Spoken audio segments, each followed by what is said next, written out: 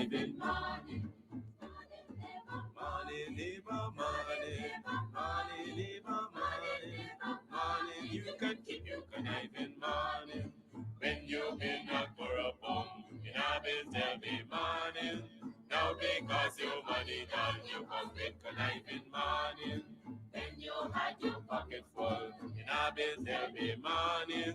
Now because your money done, you hustle for tell me money. Yes, money, neighbor, money, neighbor, money, money, neighbor, money, money. Now I don't want you conniving money. Neighbor, neighbor, joker, neighbor, neighbor, joker, neighbor, neighbor, joker. That's all the money that me walk for. A 2 pound note and a kill that piece. A 2 pound note and a kill that piece. A 2 pound note and a kill that piece. This is all the money that me walk for. I said money, neighbor, money, neighbor, money, money, neighbor, money, money. I don't want you conniving money. Oh, Joseph. Guyana and Guyanese, at home and abroad. Tune in to Guyanese Morning Time, hosted by Kadaki Amsterdam, where the sun always shines. Guyanese Morning Time, the people call it Guyanese Morning Time. Rhythm, Guyanese Morning Time. Intelligence and knowledge run the front line. We go again, Guyanese Morning Time. The people call it Guyanese Morning Time. Rhythm, Guyanese Morning Time. Intelligence and knowledge run the front line. We go again. We rise up early morning watching Comes TV, where wisdom and knowledge, yes, it is the key. Exposing corruption over land and sea, where the wicked politicians they try to trick me. Guyana is a land for everybody. With 6 races should live in harmony. There's one set of people getting aisle money. There's one set of people doing the thievery. Beep, Guyanese Morning Time. The people calling Guyanese Morning Time.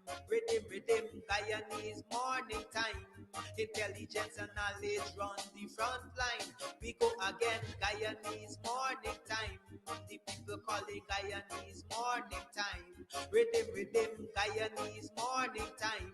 Intelligence and knowledge run the front line. We go again. This is a program that you all can see, sharing your views and your integrity. Like it, comment and share it all around.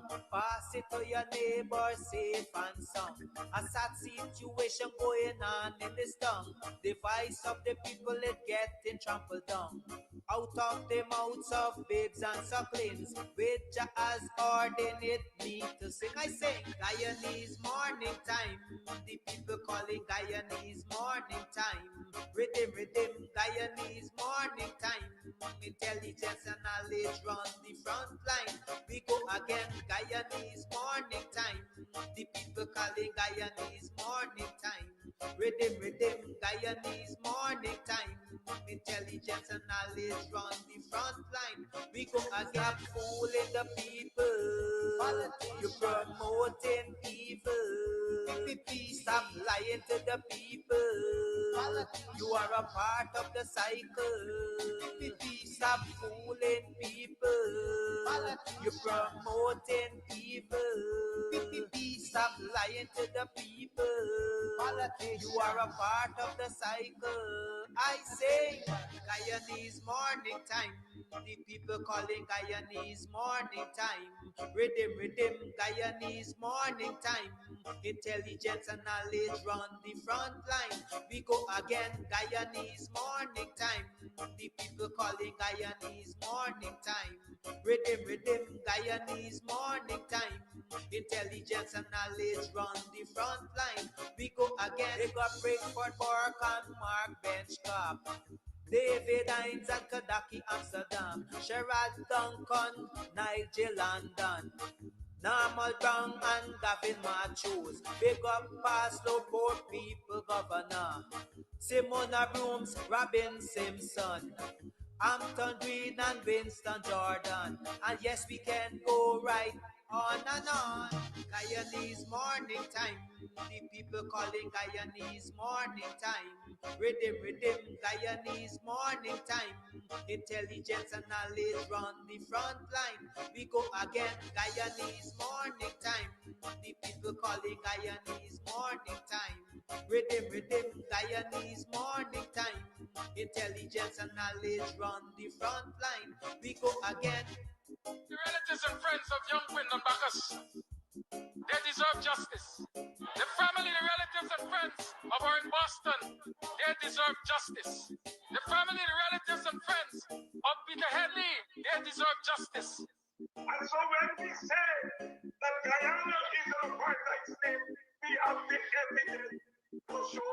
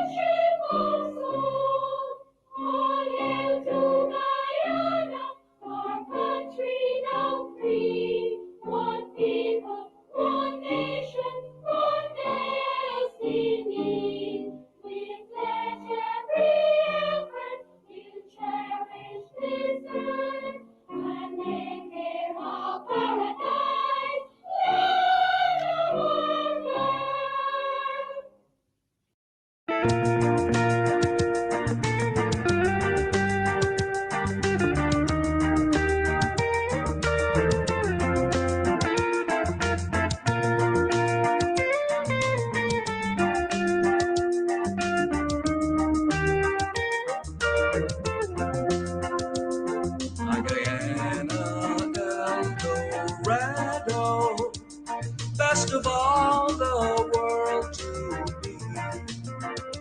In my heart, wherever I wander, memories enshrine and be.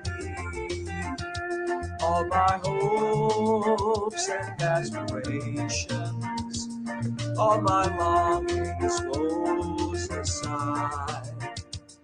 Everlasting bonds surround us as the fleeting years roll by.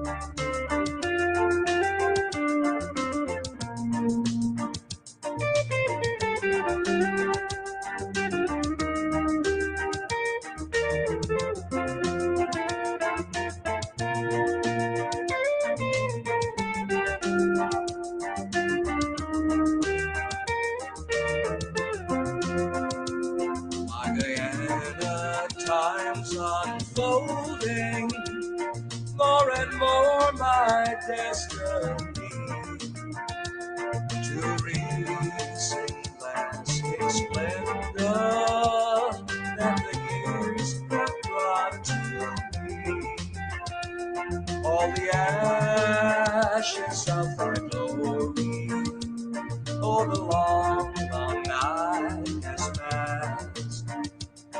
Oh, rise triumphant, glorious, from the ashes of the past. Oh, rise triumphant, glorious, from the ashes of the past.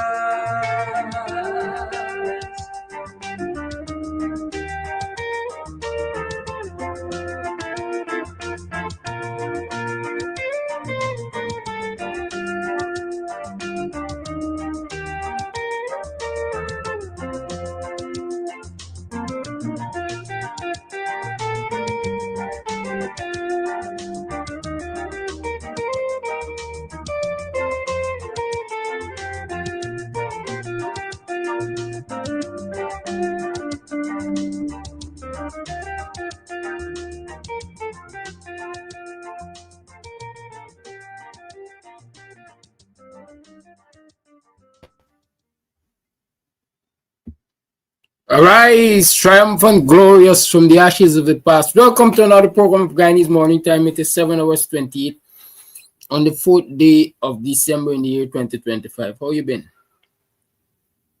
How was it yesterday? How was it last night? How you make it through the night?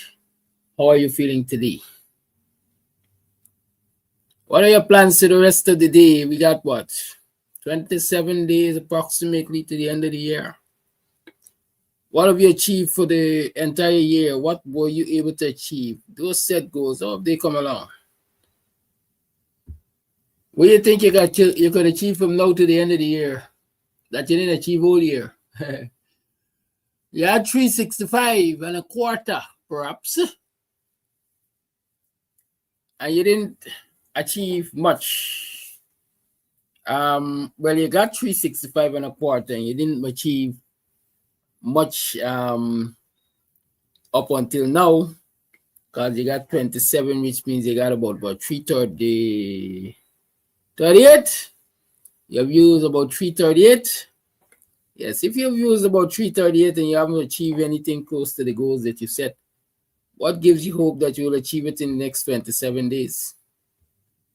Are you a dreamer or not?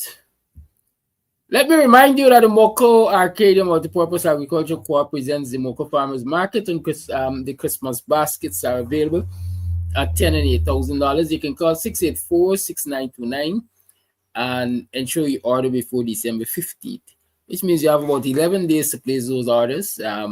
Chicken ham, black cake, fruit wines, pepper pot, pickled vegetables, garlic spread, honey mustard sauce, green seasoning, fresh vegetables, and lots more. Call 684-6929. They will tell you what you can get and how you can get it. That's on the 21st of December, but you have to order before December 15th. Remember that. That I personally recommend, like I said last time, the chicken ham. It's good. It's beautiful. It's wonderful. Right? Good. Keep that in mind. And also remember that EC Party Rentals is taking bookings for your holiday bookings.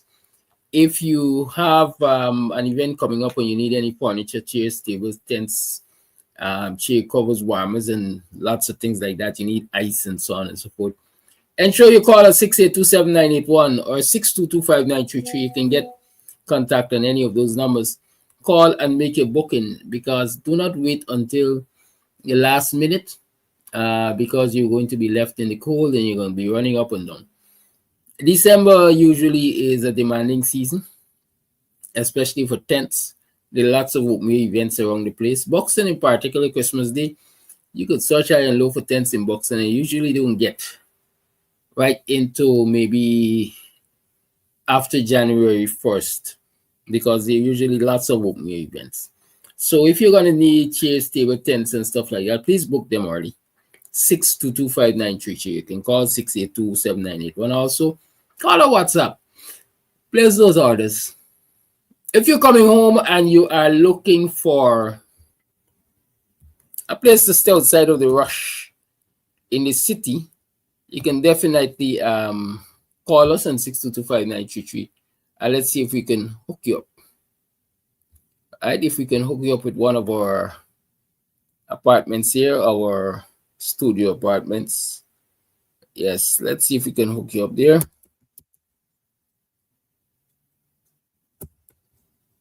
Reasonable rates, competitive rates, way cheaper than you will pay. I can agree. I can tell you that for a fact. Way cheaper than you will pay at the Highfalutin restaurants, where you will be lonely. But if you come down to lose the Airbnb, you have Club Twilight just in front there. You got Mr. Amsterdam that you could sit down and get your politics with and so on and so forth. You got Buxton that you can walk around and see what history looks like or what history now look like. Good? So you can consider lose Airbnb. 6225933, call that number and let's see if we can set you up with something. Also, if you're looking for munchies, you're locked down in a room, you ain't got nothing to do, you're bored, you want to eat, you can call Golden Crisp for plantain chips, chicken foot, grated and chip sugar cake, cheese, straw, among other things. Call them at 668-9542. Good local Guyanese granny style snacks. Usually healthy because their plantain chip is a healthy snack. 668-9542, 6418-258. I hope that number is right. Yes, 8258. Right, those are the numbers you can call to get to Golden Crisp. Whether you want to use it here or you want to take it back home for the friends and families, a taste of Guyana, go right ahead. It is now 27 minutes to the 8 o'clock hour. It's time for me to call Mr. Jordan. But I woke up with this song on my mind this morning, and I must play it before I even call. It's called Children. Not that one. I say I want children in the ghetto.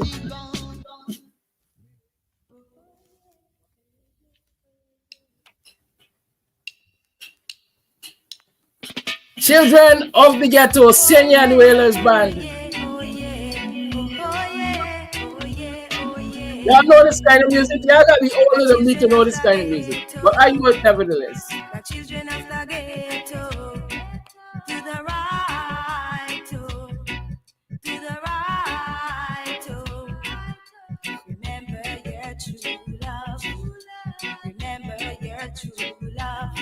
Stop your backbiting. Stop your gunfighting. To the right in your light, he'll shine bright. The brothers of the ghetto, the sisters of the ghetto, to the right, to the right. Remember your true love. Remember your true love. If thou I walk through the valleys, the shadows of death, fear I will fear no evil.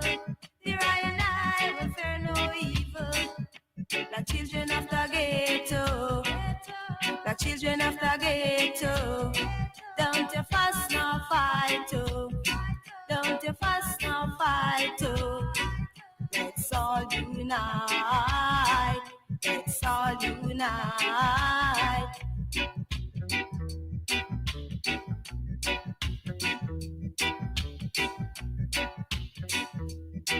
Rhythm, yeah, rhythm, yeah.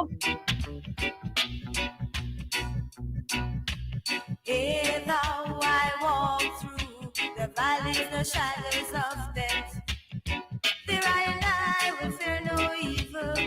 Fear I will fear no evil. The children of the ghetto, the children of the ghetto, don't you fuss nor fight, oh. Don't you fuss nor fight, oh. Let's all unite. Let's all unite.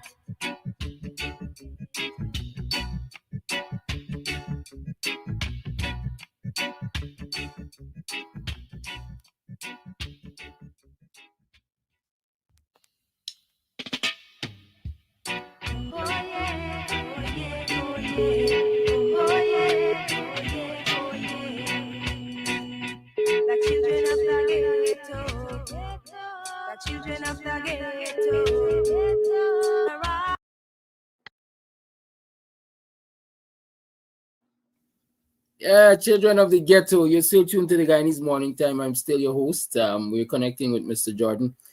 And for those of you who were informed, I mean, the whole nation must have been informed because I said it on the program, that I'd lost or misplaced my phone. Let me be nice and kind to you to say that I've regained, I found my phone. I've regained control of my phone. Yes, I did get my phone back. I got it back yesterday. Thanks to that young man who picked it up in the street there.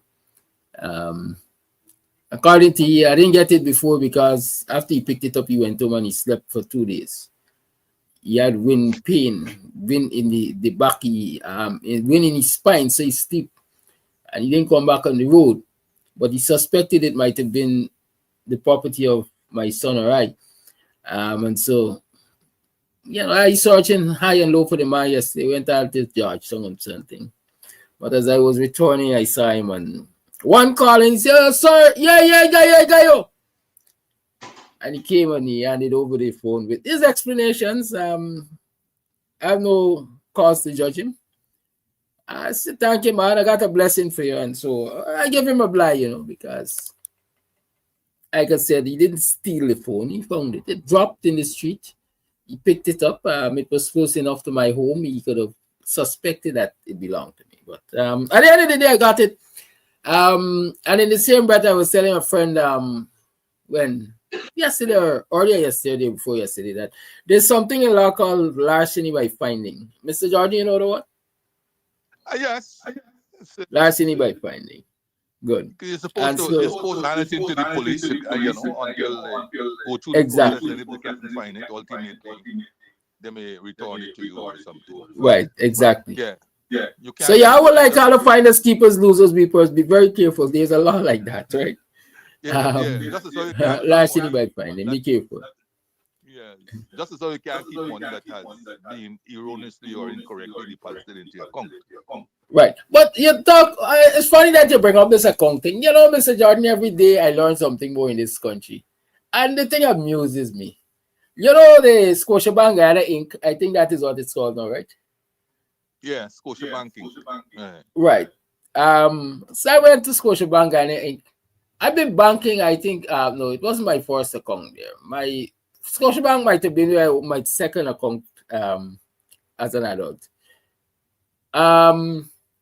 So the people will do the place and so on, change out the ATMs and things. Now they ain't giving you no envelope,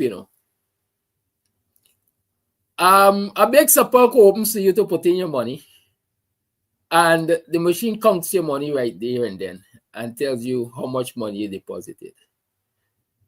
But I put in some notes. I think one of them had some writing on it. Somebody wrote with a marker on one of the notes. I can't tell you exactly what was the problem with the other four, but the machine refused the money. Yeah, was that? I tried 2 times. The machine reject the money. Yeah, that and most machines, sensitive machines, will do that. What you need to do is take that to Bank of Guyana and exchange it, because it's currency that is used, overused perhaps, and the features are not showing up. And the machines are feature sensitive, and so if they're not picking up all the features that the currency has, then it will reject it. Man, if I put me money in envelope, it won't get rejected. They just finding more way to put customers under pressure, woman. Look, man, you got to go with the technology and the modernization. Man, $4,000 $1,000 a year I got Bank of Guyana with. Or you could use it if you want in the usual form of exchanges. Yeah, but I didn't want to use it. I didn't want to put it up for wet days. Before you had banks, you could have comfortably put it on the mattress and forget about it, By the other day, I say I go to the bank and bug me and I come and show me money under the bed. And everybody say, we know where the stash is now. Well, it used to be hidden in mattresses that used to come in fiber in those days, Well, the history of banking in this country. I know people used to bury money in tin pans, in Tin milk cups. cans, as we call them, Yes. Yeah, Milo and right? Ovaltine tins and those big milk tins and bury it in the backyard. Hmm. You know, Anyways, used to put in plastic bag to and bury it in the vats. some people hang it out online like like a certain policeman when they had to raid in Rosal Bobbies. Minga in the bike. It's Christmas by, and they got a particular Home Alone, particular Home Alone, you know, that it reminds you of. So being going there, I rather listen, I rather watch the movie. All right, man. No. But you know, talking about the Home Alone and the particular Home Alone according to you, I've been paying attention to, you know, I noticed at least 2 persons were charged with cybercrime and made to pay hefty fines, man. But Jennifer Ali was sent for psychological analysis and training. Anyways, it's Thursday. Let me talk about economics. Over to you, Mr. Jordan. Yeah, man, and I guess the echo is gonna fade away eventually because Yeah. I didn't even realize I should have. Yeah. All right. our listener There goes your hear it. echo. Yeah, man. Okay. Yeah, well, thankful Thursday. Glad to be among the land of the living, as we usually say. Not everybody made it since the last Thursday when we were here, and one of those who didn't was Oscar Moore. Not I don't know how many people on the live remember this gentleman here. It was a dedicated public servant. He actually died November the 24th at 93 years. 93 years old. He was the former chief labor officer, well-known chief labor officer, Oscar Moore. He was also after he left that job, he went to Parliament Building and he became the clerk of committees. And I know he also helped in those parliamentary records. He helped to put them together and so on. Uh, it missed me now the parliamentary records, but anyhow, yes. And at one time also he was a member of the Constitutional Reform Commission. Well known Oscar Moore, dead at 93 years old. Uh, our elderly folks of that ilk are going one at a time. I'm not sure how many of us in this generation or the generations coming up, how many of them will make it to that age, notwithstanding new technology, modernization, and so on. He was cremated all this week. He was cremated all this week. And you know, when I looked at it, I realized that increasingly more and more non-Hindu people are opting for cremation. I don't know, maybe they feel that the $1 billion cleanup of the Leparentier cemetery will not be maintained and it's just a show. And they decide they're not chancing it and they rather go the route of cremation. You know, many of us got loved ones buried in Leparentier cemetery, and we have been unkind to our loved ones by not visiting simply because of the mounds of grass and the condition of the cemetery generally was a sore eyes to see. So hopefully the 1 billion plus money that is being invested there will not be like the cash grant a one-off, but we'll come back to the cash grant later on. So so we are hoping, yes, indeed, that that cleanup will be sustained and not be one-off. But you know, back to the cremation story, where more and more people are actually opting for cremation. You know, this cremation business was taboo, and it was at one time only, we believe, for one kind of people. and one kind of religion. While cremation is not explicitly forbidden, since the Bible does not mandate any specific form of disposal of the body, it was generally associated with pre-Christian pagan religions and beliefs. Also, cremation was sometimes used for punishment in the Old Testament and not as a funeral practice. The whole issue about fire has to do with hell. And so all of us want to go to heaven. So we didn't want to be cremated because cremation and hell went together. So we had all these different beliefs and so on. And so it was taken that generally Christians in particular will opt for burial as a form of disposal of the body, and also in the belief that the spirits will rise and go to heaven.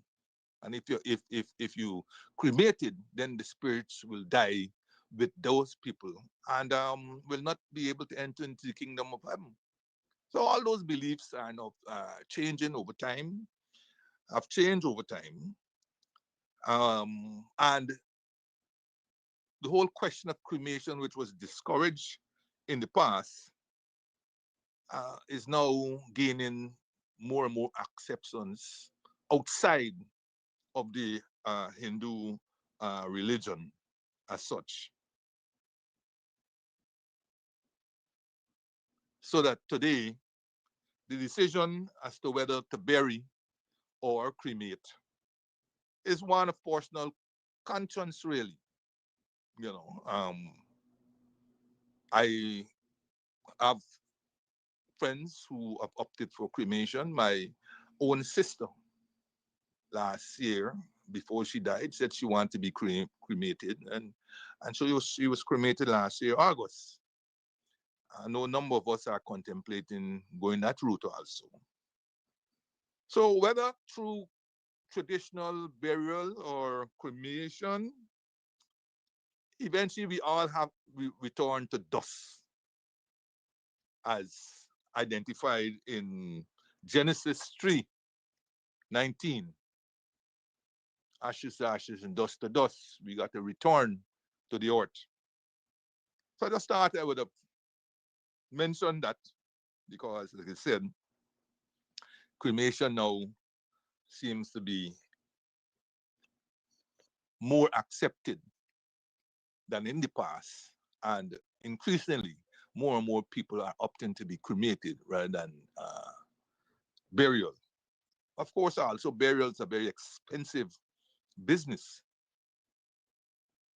Back in the day, you had poor dead, where they used to just dig a hole and 6 feet, put you inside and throw in the mud and so on. Now, I think that is no longer possible because of the water table and so on. They just can't bury you by throwing you in the 6-foot hole.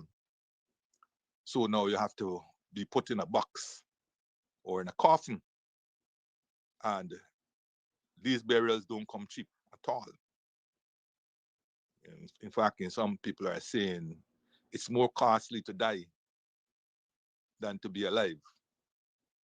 I hope they're saying that just in jest, because at that stage, it means you have lost all hope. And then, of course, the year is coming to an end, and I thought I would interestingly look back at CARICOM and its elections for this year. At last count, we had 6 elections this year with mixed results, right? The first elections for the year came, I think it was Trinidad and Tobago on the 18th of March of this year.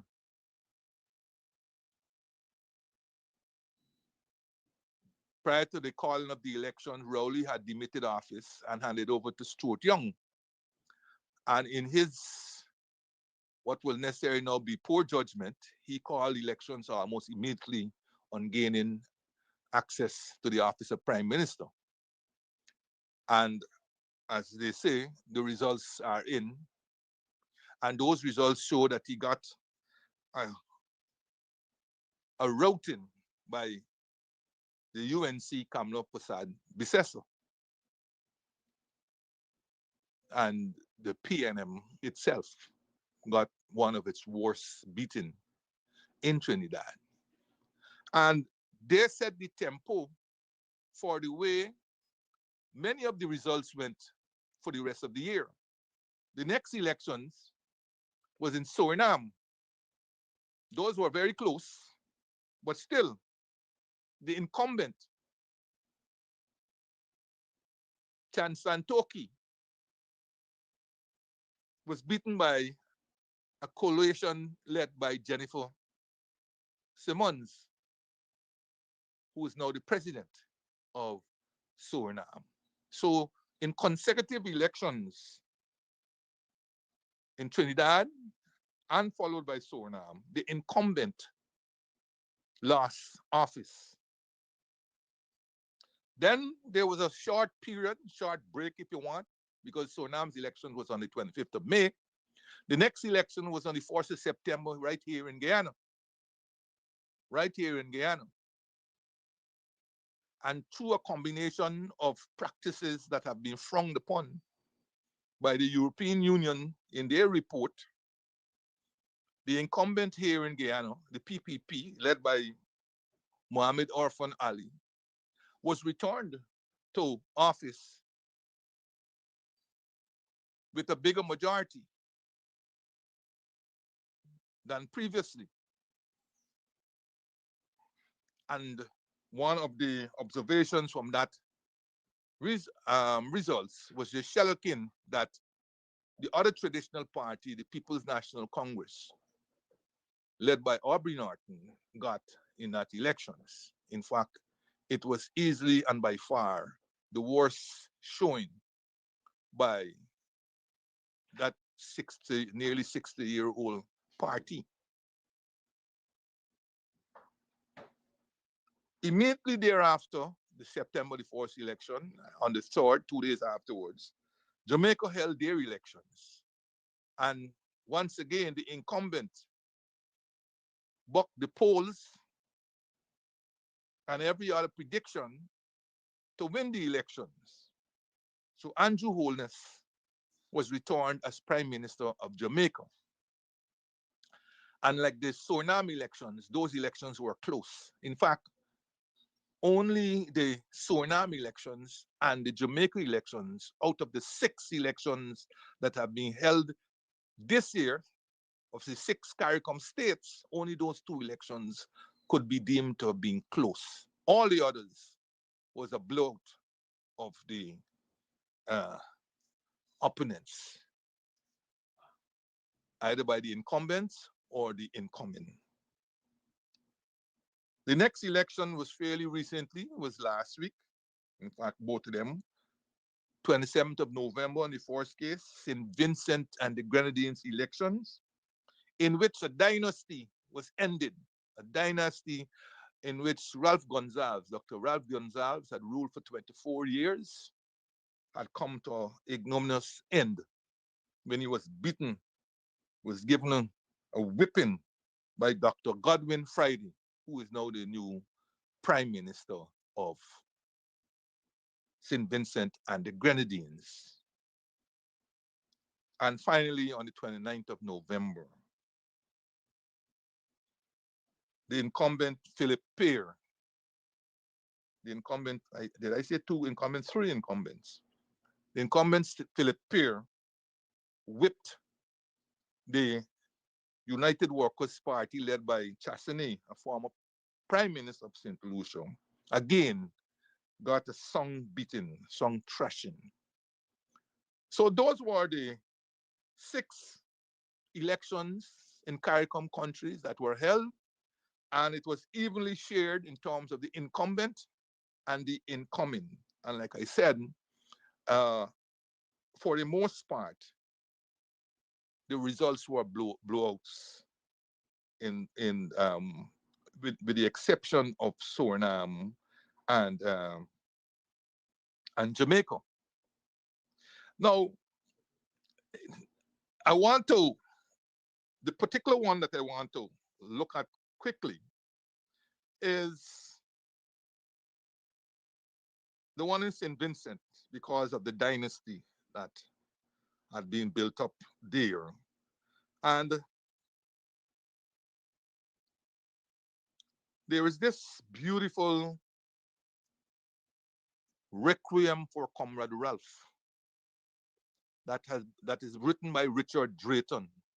And I thought I would share it with you, especially for those uh, um, who might not have seen it. It's pretty long.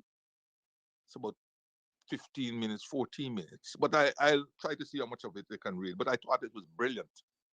And also from the standpoint of the history that it has embedded in it, and also the works and importance of the people like Rodney and so on. So, Requiem for Comrade Ralph. Here goes. And it's written by Richard Drayton. Despite his drubbing in the St. Vincent and Grenadines elections of November 27, 2025, ending 24 years as Prime Minister, Ralph Gonsalves is happily very much alive. Indeed, he is in rude health. His concession speech 2 days later, while acknowledging the election result, included neither congratulations to the victor nor any explanation of why his Unity Labour Party was rejected in 14 or 15 constituencies. He promised a fight back, pointing to the 40% of the popular vote in the ULP that the ULP secured. But Ralph, born 1946, will be 80 next August. It remains possible that he will lead the ULP to victory in 2030, but it is more probable that this is the end of his political career, that the most he can achieve as leader of the opposition is to rebuild the party and perhaps to position his son Camilo as a future PM. So I felt the need to offer this requiem as a reflection on what the Gonsalves phenomenon meant in Caribbean history. I come neither to bury Ralph nor to praise him, nor to rehearse the evil that men do.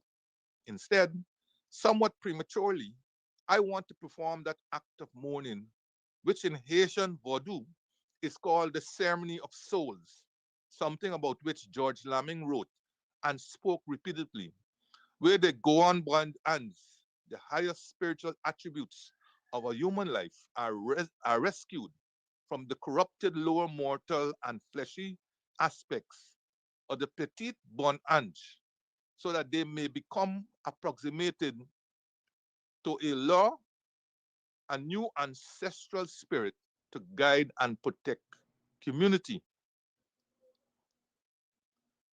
The metaphysical poets, I think in particular of John Donne and George Herbert, wrestle with the paradox that only through the body, with all its bestial urgencies, can the spirit achieve its highest and most generous ends. The flesh enables and betrays. The closest Caribbean poet's line to this is Martin Carter's. The mouth is always muzzled by the food it eats to live. The work of mourning is to separate the immortal life from the ashes. Ralph was the last political representative of the generation of Walter Rodney, born 1942, and Maurice Bishop, born 1944. That cohort carried with them intimate memories of the post-1940 trade union and nationalist awakening in the Caribbean. Ralph was born in Colonnaire, a small town in the Sugar region on the windward side of St. Vincent, but was also the hotspot for labor militancy. His uncle, Peter, he claims, was involved at Bayero, a few kilometers to the north, in the 1935 St. Vincent uprising. Ralph certainly grew up witnessing Ebenezer Joshua's trade unions fight at the nearby Mount Benedict sugar factory, in which there were cutlass battles between union activists, including one group reportedly led by Joshua's wife, and company goons into the 1960s. At university in Jamaica, he was a student of Walter Rodney And in 1968, when the Jamaica government banned Walter, Ralph led the students in a demonstration which was crushed by police batons and tear gas. Ralph, 55 years ago in December 1970, participated in the famous secret conference which took place on Rat Island off St. Lucia in the aftermath of the Black Power revolt in Trinidad. The Rat Island Conference brought together young radical activists from the whole Anglophone Caribbean and was a founding event of the Caribbean New Left. Much remains shadowy about the event, with people I know still refusing to conform or denying they attended. That New Left's most significant legacy was Maurice Bishop and Kenrick Radix's movement for the Assemblies of the People, which became JUEL, and then as the New JUEL movement presided over the Grenada Revolution. Ralph was central to founding ULU, United Liberation Movement, acronym ULIMO, the St. Vincent equivalent to JUEL in the 1970s. By the late 1970s, simultaneously, he was a lecturer in politics at the University of the West Indies in Barbados, writing a regular column in which he extolled the virtues of scientific socialism, leading to his immortalization in a calypso by the Merrymen. I was invited to a party, Scientific Soca. When the Grenada Revolution came in 1979, he was a loud supporter, and he ran into conflict with Prime Minister Tom Adams of Barbados. It is said there was more personal beef between them, giving a certain double resonance to a Ralphie newspaper column where he told Tom not to poke his publicists into the affairs of Grenada. In any event, in December 1979, Tom banned him from Barbados. Nothing I have written in the paragraph above appears as of late 2025 in the Wikipedia biography of Ralph Gonzalez. It is treated in his 2010 autobiography, The Making of a Comrade, but in a sanitized way. Only people of my generation and older remember in detail his turbulent 1970s decade as a revolutionary in waiting, in which he identified in ways from the making as Lenin's Vincentian son. Ralph, I should note, was a friend of my father.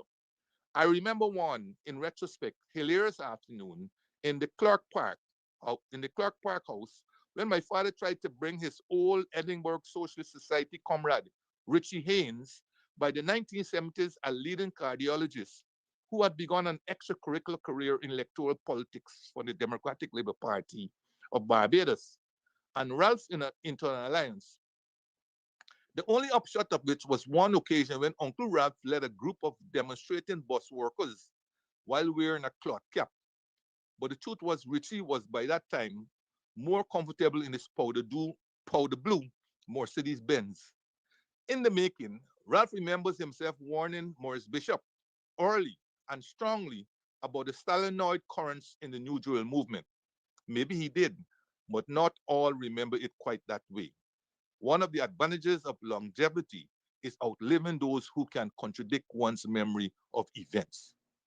But for Ralph, as for the entire Caribbean left, old and new, the suicide of the Grenada Revolution in 1983 posed the deepest crisis. That tragedy came in the wake of the murder of Rodney in 1980 by the Caribbean government with the closest nominal identification with Black Power, Seago's electoral defeat of Michael Manley in Jamaica, and the consolidation of a right liberal alliance across the region.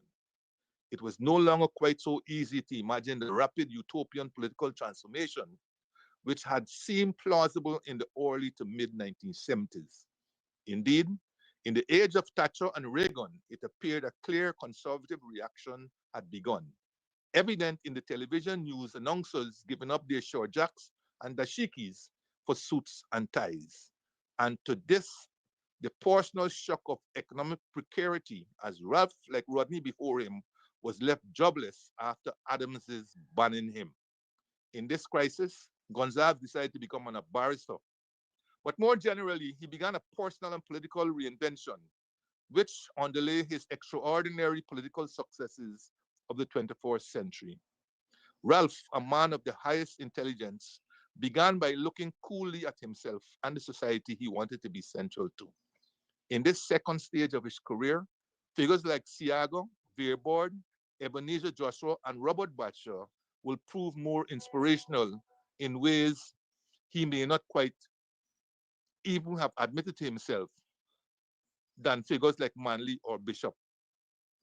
Ralph is a descendant of indentured Portuguese sugar workers who, by his father's generation, had become small shopkeepers and peasant farmers.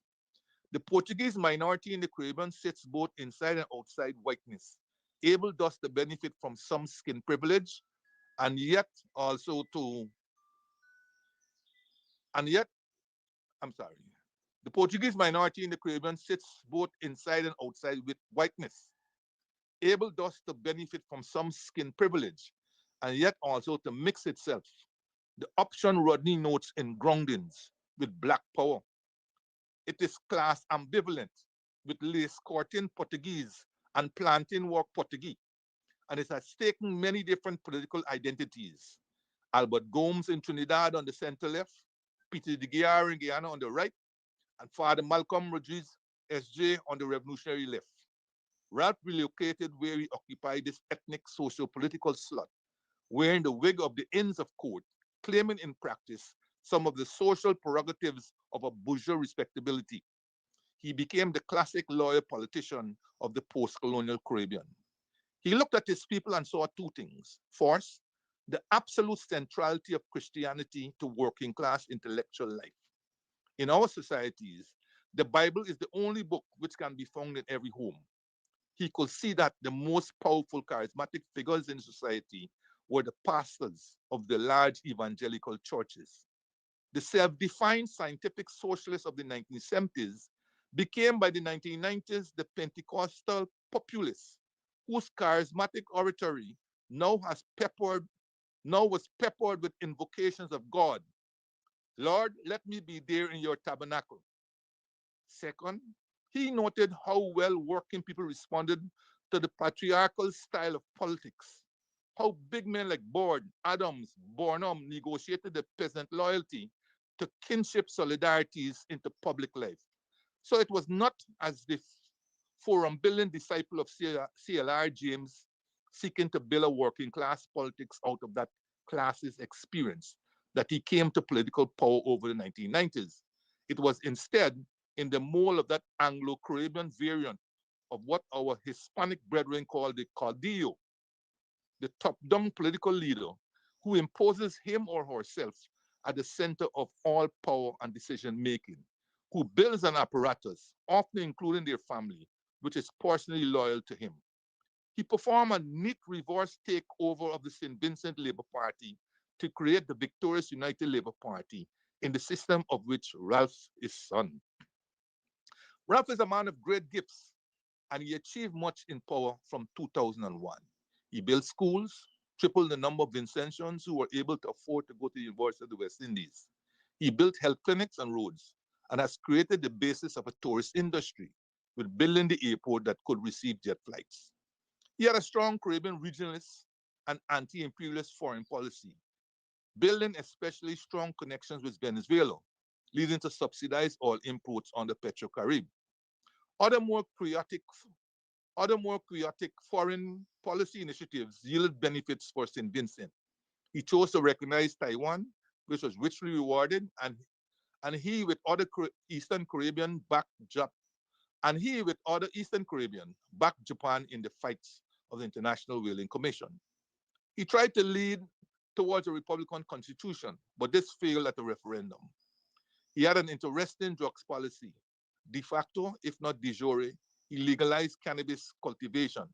The big growers, it should be said, were once his legal clients in the 1980s and 1990s, and later significant political donors.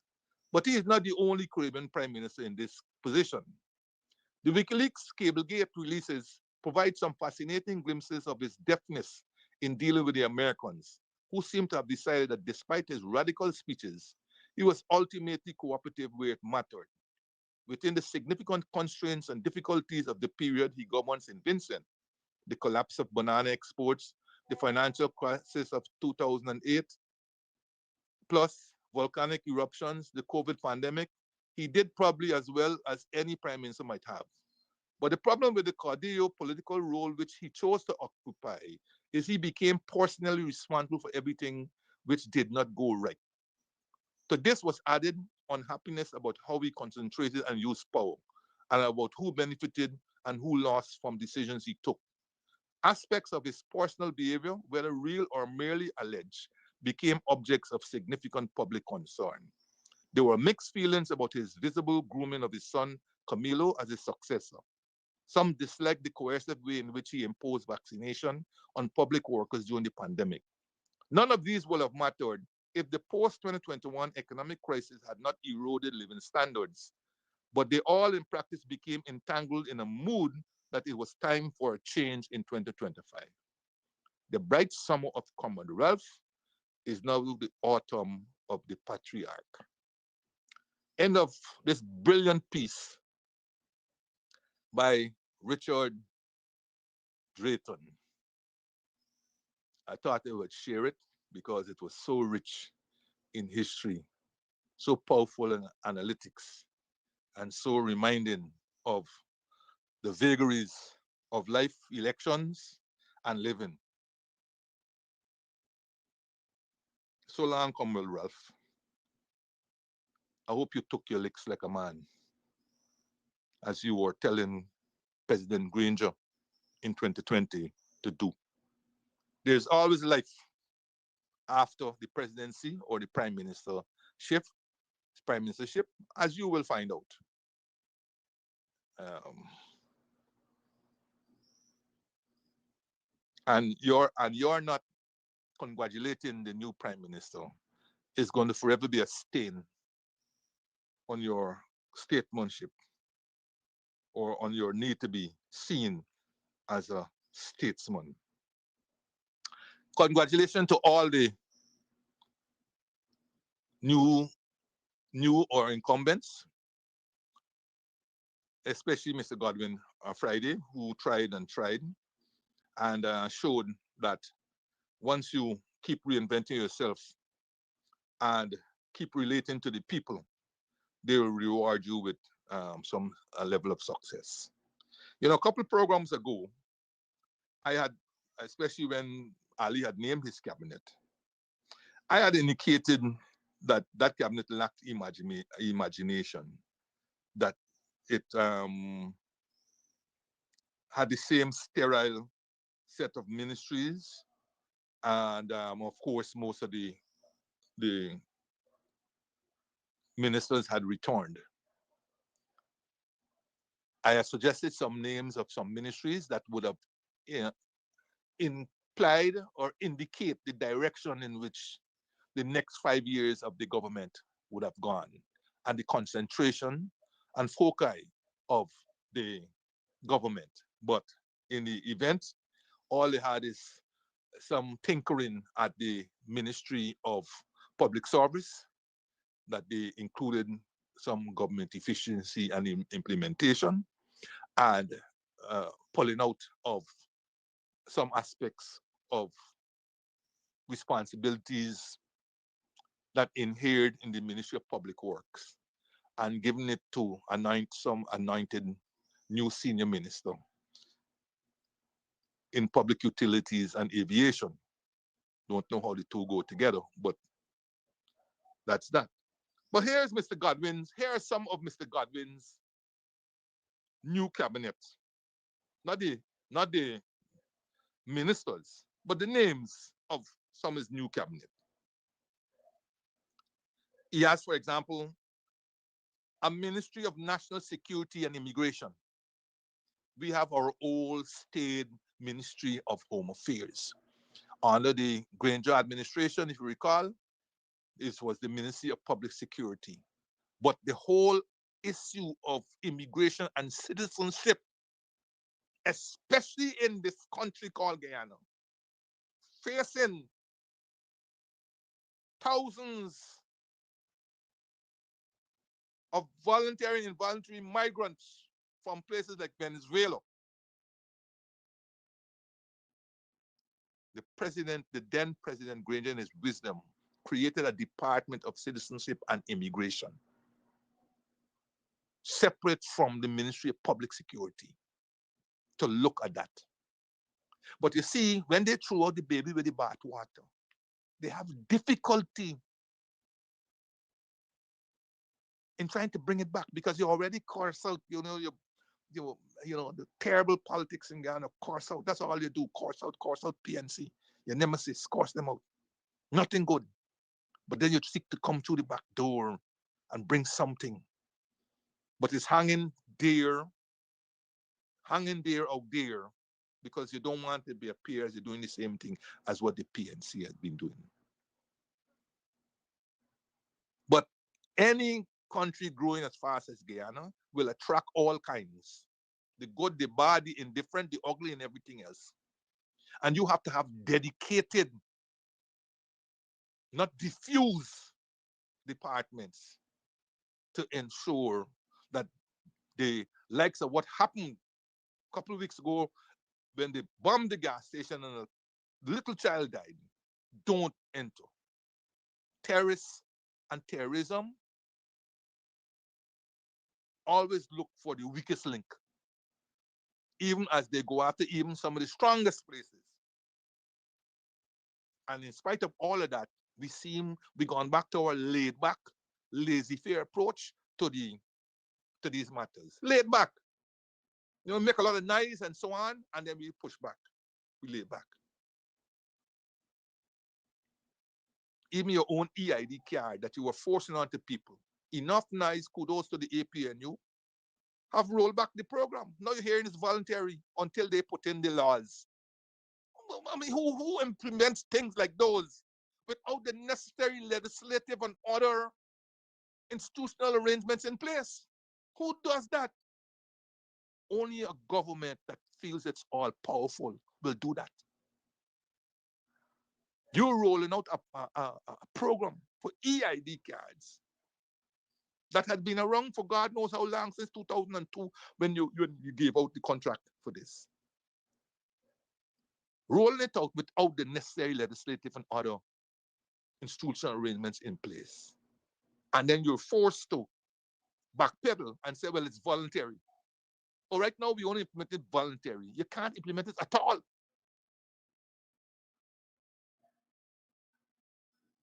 Unless you're going to backdate the legislation to cover what you have done now.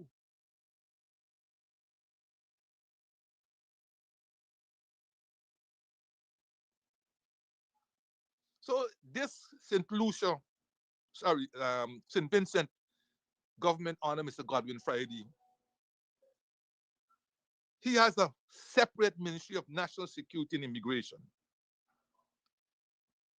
a Ministry of Health and Wellness and Energy. Well, he probably forced to put energy. He probably forced to put energy with health and wellness because of, I don't know. But I don't see how energy can go with health and wellness. But health and wellness is generally how the ministries of health across the world have been going for many years now. We're stuck with the Ministry of Health. The wellness part, well, we can put that in some program. Then he has the Ministry of Higher Education, Grenadines Affairs, Local Government, Airports, and Seaports. I'm not so sure how higher education and all those things go together. I mean, most of that might have been with a person. The person as opposed to, what the ministry itself should be. Then he has, this one is good, Ministry of Transport, Infrastructure, and Physical Planning. Oh, we need something. We need a ministry like that, like yesterday. A Ministry of Transport, Infrastructure, and Physical Planning. If Lil St. Vincent can see that, why this big country that is spending money like it's heading good on infrastructure can't have a Ministry of Transport, Planning, and Physical Infrastructure? Then he has the Ministry of Foreign Affairs, Foreign Trade, Foreign Investment, and Diaspora Affairs. Lovely. I think we have a Ministry of Foreign Affairs and Foreign Trade. And it's including diaspora affairs. But because of the highlighting of diaspora affairs into the ministry's name, it shows the prominence and visibility that you're giving to our diaspora. rather than embedding it under foreign affairs and foreign trade in some little department in which you put one of your acolytes who can run all over the world and say about how they're promoting diaspora affairs.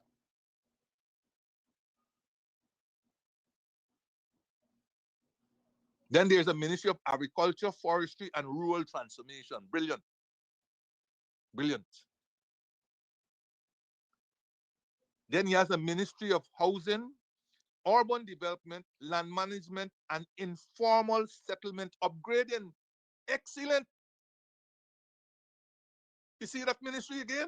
Housing, Urban Development, Land Management, and Informal Settlement Upgrading. That's some of the imaginative approaches to naming these ministries that it highlights exactly the focus of the ministry. Not Ministry of Housing and then what?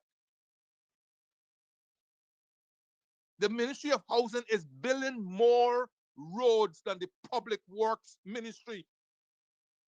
I kid you not. All the Mandela continuation, the Sheriff Street continuation, the roundabouts, the roads across the West Demerara, all these roads are being done by the Central Housing and Planning Authority and not the Ministry of Public Works. So what it is really that the Central Housing and Planning Authority is involved in? What is their mandate? To build these massive roads? I can see them building some community roads in housing areas, but not public roads that they're building. All these roads that got to do with these roundabouts and so on are being done by the Central Housing and Planning Authority, not the Ministry of Public Works. And then when they remember, they gave out some house lot, which is really bush, because they're collecting people's name, tell them put their hand in a bag, pull out a thing, and when they go to look for the house lot, they can't find it because they can't even get into the area. And that has been highlighted fairly recently by Sharon Duncan. God bless you, boy. You're doing a fantastic job. You're doing an excellent job, and you're on the ball. You here, there, and everywhere highlighting these problems. All they get is a piece of paper. They don't even get pals. They don't know where the land is. When they do find it, it's swamp. They don't have any roads to go in there. Had it had all the infrastructure in place, had the government put in all the infrastructure in place, a house, a small little house, decent house for somebody, might have cost between $7 and $10 million. Small, 2-bedroom, right? At the rate at which these prices are going. 2-bedroom, small house, $7 to $10 million, right? One room with 2 double bunks could handle two to 3 children, and the other room for the mother and father. Because 7 million can't carry you much these days. But without the infrastructure in place, you got to build up the land. You got to create your own drains. You got to create your own roads, your own light, your own water. You got to put black tanks, buy black tanks of water every other day. You have to take your own garbage and so on. Then that adds more to the cost of the houses. So this is a brilliant, the Ministry of Housing, Urban Development, Land Management, and Informal Settlement Upgrade. That's the fancy word for people who squat in.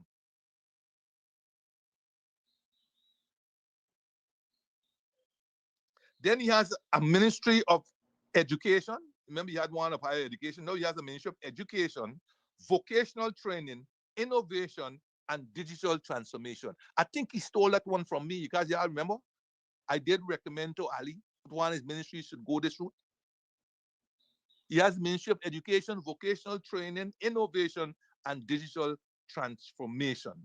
Then there's the Ministry of Family, Gender Affairs, Persons with Disabilities, Occupational Safety, and Labor. Is that Ministry of Labor and Manpower Planning? that we got here, this ministry tells exactly what's going to be the focus. Family, gender affairs, persons with disabilities, occupational safety, and labor. Then he has the Ministry of Social Welfare and Community Empowerment, Disaster Management, and National Heritage. There's a Ministry of Youth, Sports, Culture, and Creative Industries. Remember, I mentioned that? That tourism should have gone with creative industries and so on, and culture, and sports go by itself. Then he has a Ministry of Fisheries, Marine Conservation, and Climate Resilience, a Ministry of Tourism and Maritime Affairs, and a Ministry of Tourism and Maritime Affairs. I would have had tourism going with creative industries and so on. But generally, the intent, the way this is going, is what we had indicated: an opportunity for Ali to put in place a cabinet consistent with the outlook for the next 5 years, the transformation that you keep talking about, and which seem to be rather elusive, a rather elusive concept. Yesterday, he was opening some place there by, we call it the roundabout, or the something there in Kingston, where the train used to terminate, when train used to be there and so on. And all you keep talking about is tourists, tourists, tourists. What happened to Guyanese? All he kept talking about is the tourists can cut through here and this and that. What happened to Guyanese? What happened to Guyanese? It must always be first and foremost your residents, your citizens, for your citizens to enjoy.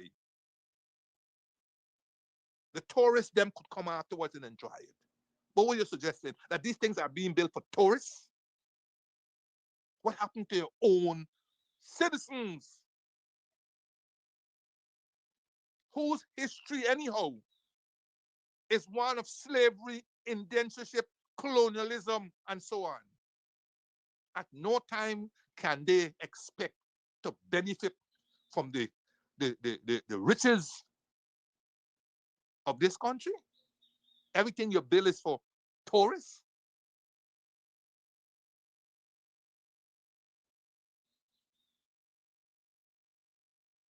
Wheel and come again. I expect you to. I expect you to. Wheel and come again. Guyanese force. In everything you do, Guyanese force. And until we as Guyanese make this very plain to all our political leaders, we can expect to be treated in the manner in which we are treated. No more opening of places and talking about tourists and tourists and tourists. Talk about how Guyanese can benefit, how Guyanese will benefit, and by extension, how the other occupants of this territory, whether permanent, temporary, or transient, will also benefit.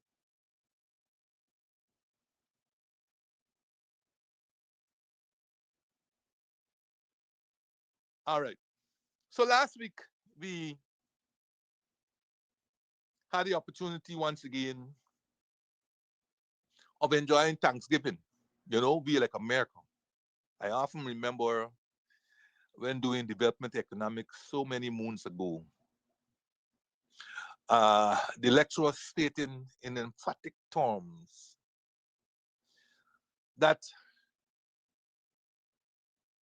we have a class of people in Guyana that he calls psychological migrants. They're here in flesh, but the mind has migrated. You know, back in those days, you hardly had TV, so you had to depend on cinema. Oh, and all the fancy cars. Oh, how they used to play up America. All the fancy cars and, and the lifestyle and all these things. And then you have some family now who start to go to America. And as soon as they reach there, they tell you all these fantastic things that they see and what they do. They own house already, they buy car, they're going to pose by somebody, big fancy car, and they send back the picture and so on. And woo! So they themselves putting in your mind why you must come, why you must left Guyana. And this was a time when Burnham was trying to assort to Guyanese why they should own Guyana and why they should stay and build Guyana. So as a result of all of that, now we have a whole set of people out there, Guyanese and so on, diaspora and so forth. And now you don't have to build a cinema, you got TV and you got internet and you got all these different things. And you see all these different things and so on. And together with the backwardness of the PPP through the years of fighting Burnham by local programs and so on, you got people now who live here, but they are psychologically migrated. They will tell you, they can name you how many presidents of United States. They could name you tongues in the United States. They've never been, they've never crossed the pond, they never left Guyana. And they could tell you more about. Some of them could sing the Star Spangled Banner word for word, but they will pick like corn to sing the fourth stanza of the national anthem. Pick like corn. I saw it with my own 4 eyes at the 50th anniversary of the independence at Durban Park. Picking. Some of them could not sing without the sheet. Let's imagine we talking here the fourth. And my goodness, the pledge, that is now becoming increasingly difficult for citizens to say. So we have adopted all these different Americanisms now, right? It was the devil's holiday recently. Kind of forget it already, but yes, all over you saw pumpkins and and the playing of Michael Jackson's Thriller and so on, and announcements about all over the different parts again. And so Thanksgiving, yeah, we were in Thanksgiving. We here had all kind of adverts for Thanksgiving meals and so on. But I hope in America you had a grand time. I hope you had a grand time. Hope you didn't overeat. And I hope you got to the gym. And of course, if America got Thanksgiving and we got Thanksgiving, and America got Black Friday, we got to get Black Friday too. And if America has Black Friday where the advertising deals 2 or 3 weeks in advance of the Black Friday, we got to do that here too. I understand that they had a good reaction in terms of sales on Black Friday. I saw estimates of $1 trillion might have been spent, $1 trillion United States dollars that might have been spent that day or between that day and the weekend. And this is interesting because, as you know, the American economy has been going through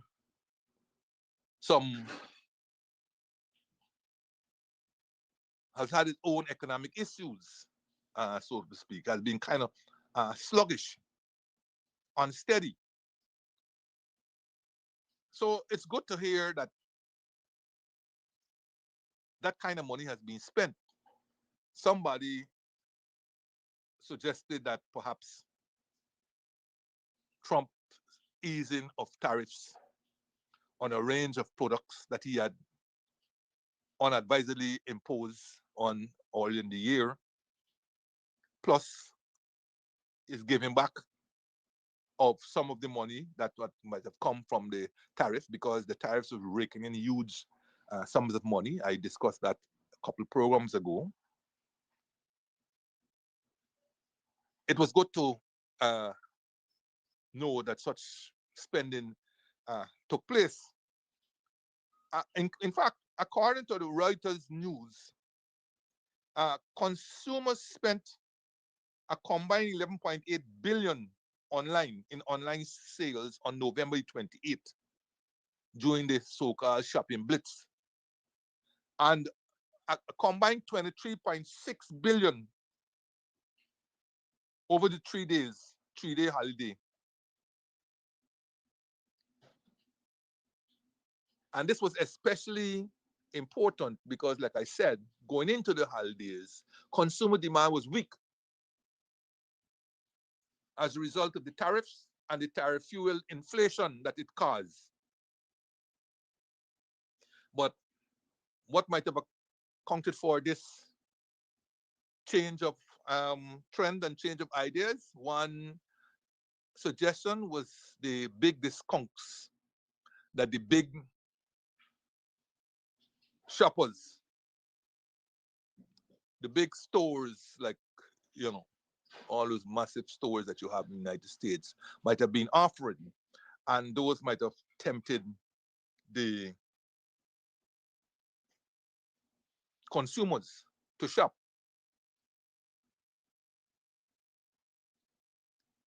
Closer to home,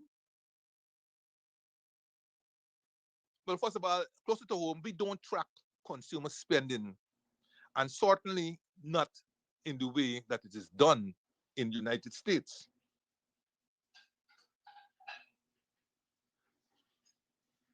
So whatever observed is just anecdotal, and anecdotal evidence clearly does not give the greatest, and certainly not a scientific and evidence-based approach, but it's the best that you can do, and you either hit the nail or you can be way off.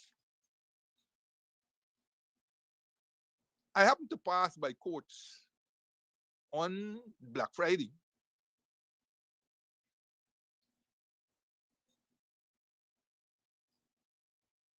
There was, if you want to call it a crowd,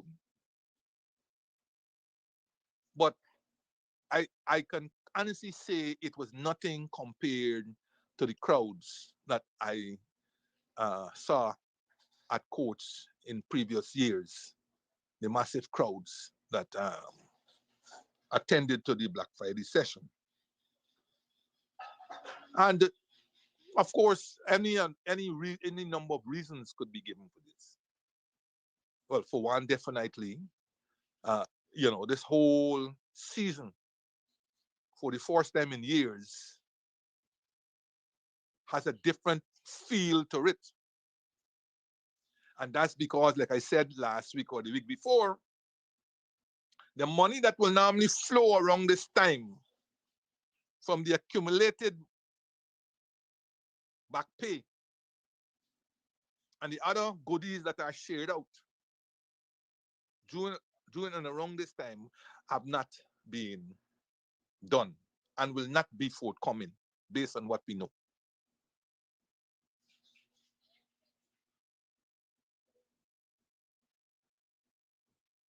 And of course,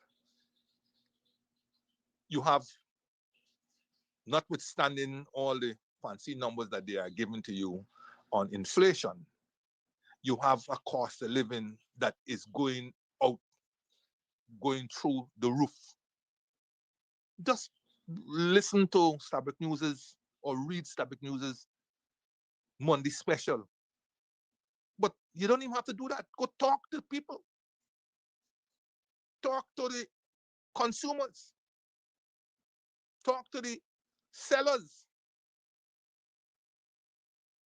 And they will tell you what a beating they're taking.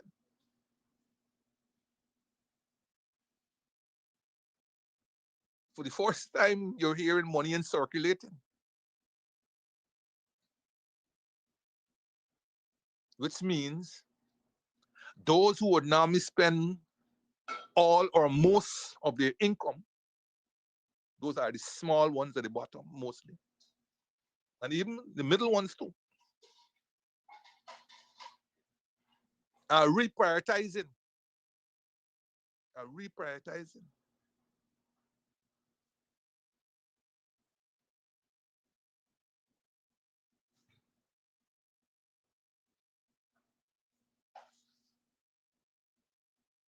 And it's not a bad thing because we have always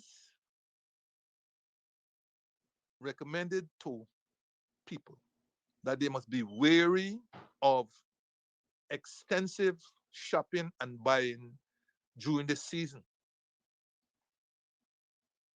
that they must be very conservative in their outlook,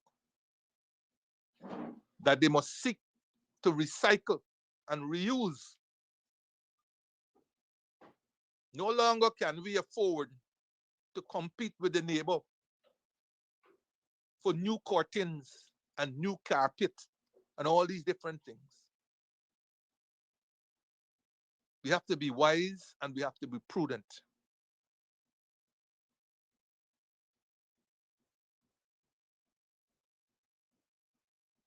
And we have to prioritize our spending.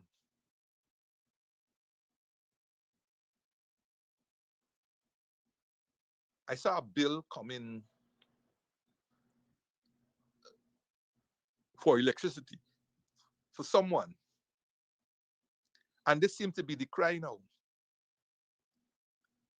GPL doesn't have meter readers anymore, certainly not like GWI, where they have the meter readers come around and read the meter.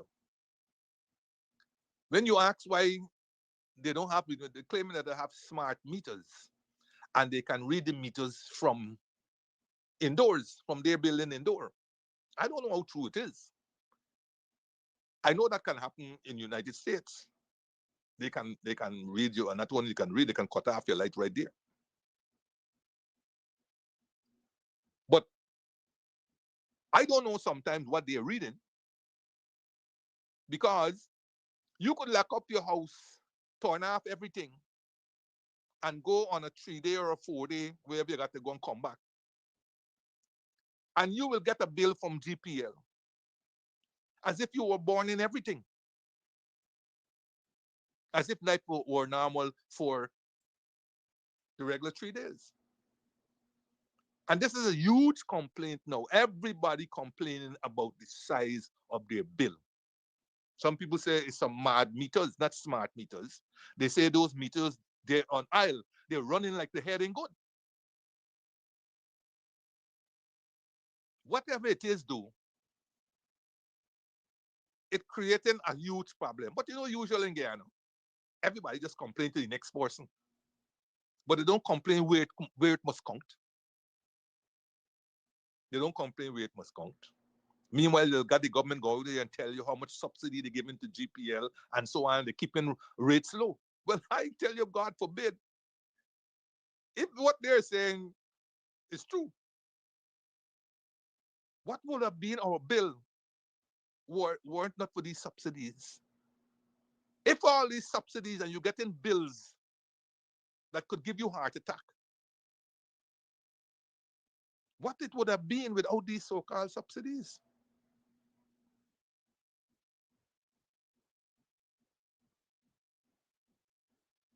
And of course, like I said, our businesses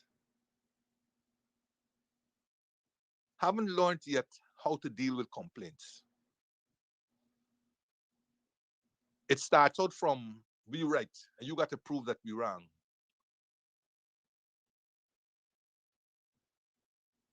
So don't matter if you tell these people, listen, none of my lights were on for the last umpteen days. How you sending me a bill of this amount? They start off with right is might. Might is right.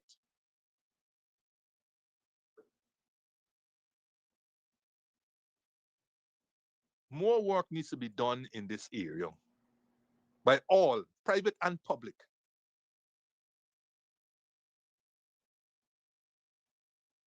I could tell you some of these meters that they have. I don't know where they buy them from. I don't know what is going on. But some of these meters that they brought, mm-mm, mm-mm, mm-mm, mm-mm. And for the amount of blackouts that you get, should we still be getting these kinds of bills that are coming in? Is electricity that expensive?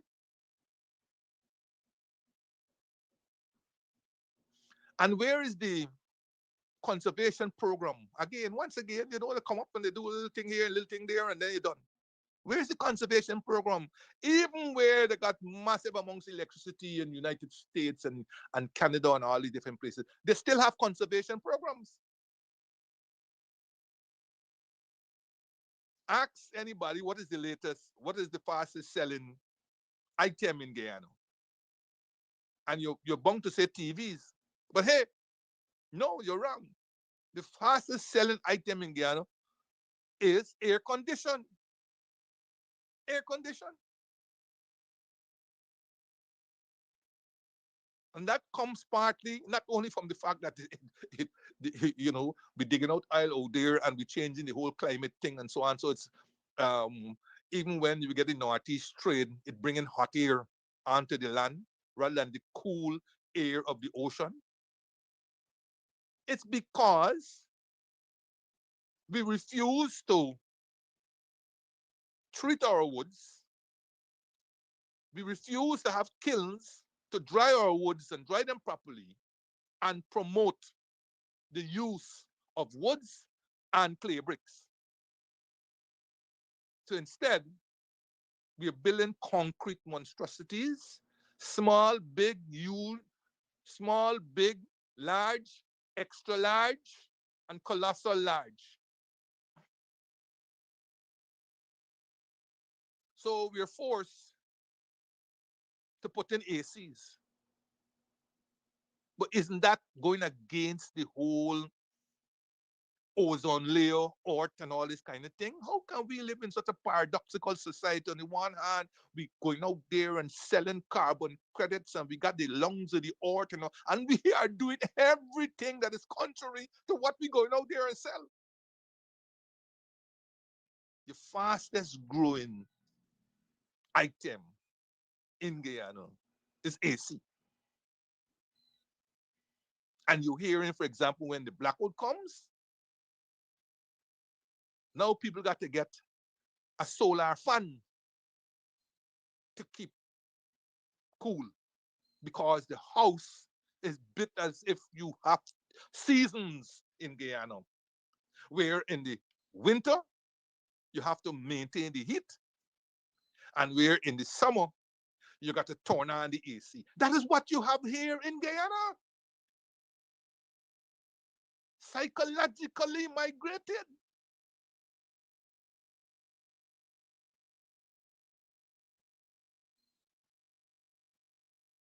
So yes, the Black Friday in Guyana wasn't that there was a lot of advertisements about deals and deals and deals. But I think people have become wary of these promotions. And like I said, it didn't resonate based on my observation. Yes, I did see a number of customers at courts taking advantage of TVs. I saw some people shopping and bringing out TVs like if it's going out of style.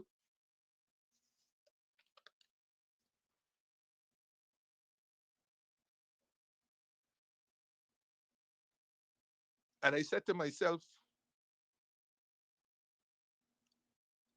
you see what is happening in Guyana? Because the TVs, most of the programming going to be about America. Even when you don't look at the programming, you have Netflix and uh, Amazon Prime and all these different ones that you're going to be looking at. YouTube and all these things.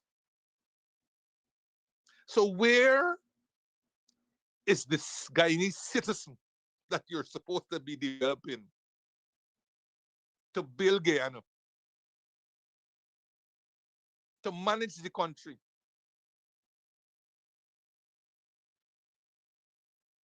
Where is the Guyana man and the Guyana woman? Where is that concept? You're running around with one Guyana, a concept that you can never even define for yourself and let me know what's going on. What's this one Guyana about? You're signaling left and you're turning right. Because you cannot show how you are going to compete with this desire, this need to to migrate anywhere else but Guyana.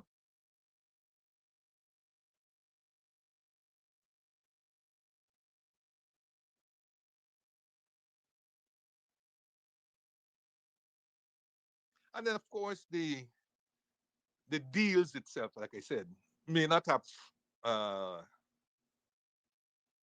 the deals themselves may not have be worthy or not as big like uh, years gone by. You know, I remember one time a place like Courts could be advertising a deal where they say buy now and don't pay until a year plus afterwards. Now these deals, the time is shortened. Buy now, pay in January. Maybe I don't know if the law or anything, but the idea now is buy now, pay January. So I don't know how much of a credit deal is that.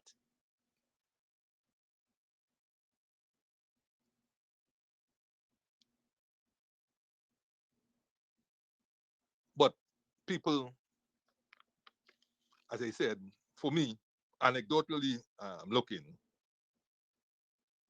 it didn't seem to resonate in any major way. Now, I read in United States, for example, well, they got deals all over the place and so on. They have millions of stores, if not thousands, thousands, if not millions of stores. And I read where consumers in the United States, they're now making great use of chatbots and AI features to compare prices and to secure the best deals and discounts.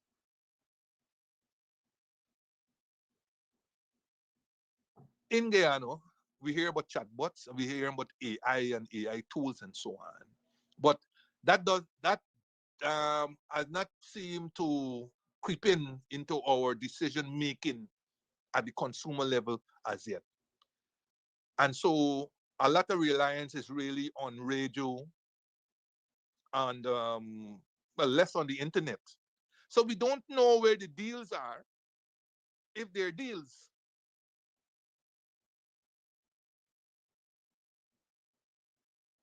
We will hear perhaps what Courts might be offering.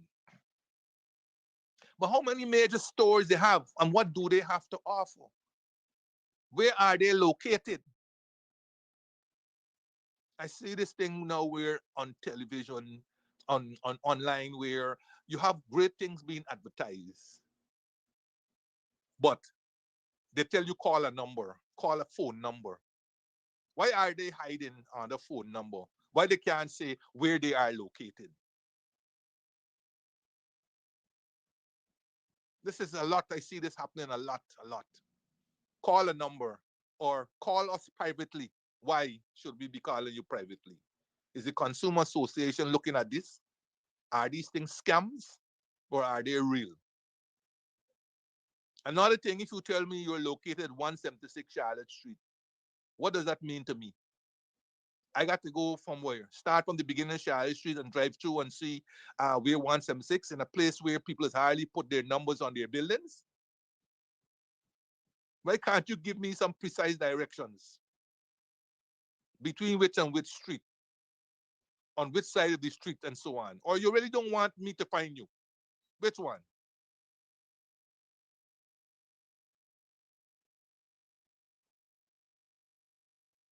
So a lot of people don't have the time. And as the congestion becomes more in Georgetown, as it gets closer and closer to Christmas, people are fatigued. And bargains are not something that they are going to be crazy about if they have to walk distances to find a place that you haven't properly advertised or so on.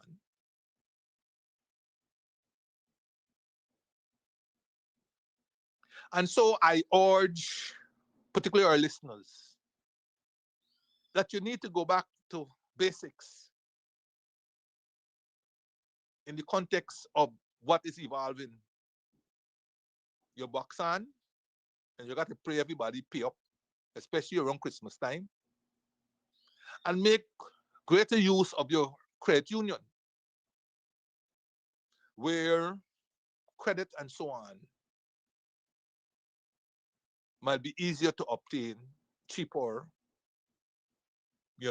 and so on.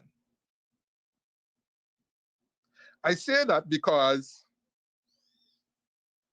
I've been able to, in the context of all these deals and deals and deals, I've been able to get hold of a flyer advertising drive into the holidays. And they are offering what they call deals on wheels. So while passing time, I decided to take a look more closely at this deal, this drive into the holidays with an auto loan. I'm not going to call the bank name because I ain't giving them free advertising. And so on this flyer, they have three broad categories of loans, differentiated by where you're purchasing, propose to purchase the vehicle, and whether the vehicle is new or reconditioned. So, if you are going to purchase the vehicle from a company affiliated with the bank, here's what you can expect. If you want a loan, a new vehicle, by the way, a new vehicle, they're not requiring any down payment. So they are going to finance the full cost of the vehicle. They're requiring any down payment. And if you're buying this vehicle from a company affiliated with that bank, here are some of the issues you're going to get. If you want a loan of 4.5 million, in fact, if you want any loan between 4.5 million and 12 million, the interest rate will be 6.75%, and the repayment period would be 8 years. Now, for $4.5 million, you will be required to pay back $72,188 per month. And for that, you have to be earning a salary of $218,750, gross salary, not net, gross salary. So that works out roughly to be about 33% of your gross salary.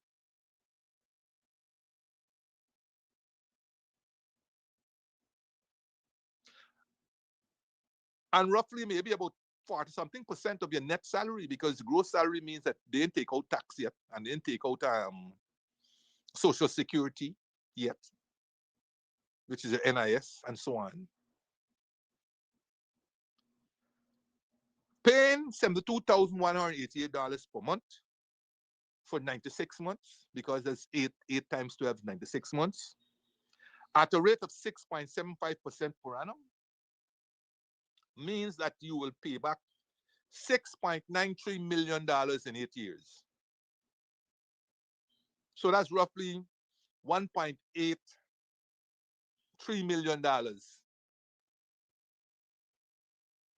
over the life of this loan, extra that you will be paying. 1.8 million. If you borrow 5 million under this arrangement, you have to pay back 80,208 per month. Your salary must be $243,056. And over the life of the loan, you'll be paying back $7.7 million. So for $500,000 extra between 4.5 and 5 million, you'll be paying back $2.7 million more, or almost $1 million more between 4.5 million and 5 million. And it goes on like that. If you borrow 6 million, you got to pay back 96,250 per month. Your salary must be $291,667. And over the life of the loan, you'll be paying back 9.24 million.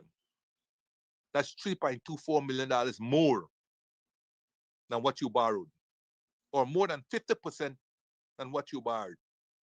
You'll be paying back $8 million. If you borrow $8 million, you're required to repay $128,333 per month. You must be earning a salary of $388,889 per month. And over the life of the loan, you'll be paying back $12.32 million. Again, that's more than 50% of the loan you'll be paying back extra, right? Or $4.32 million.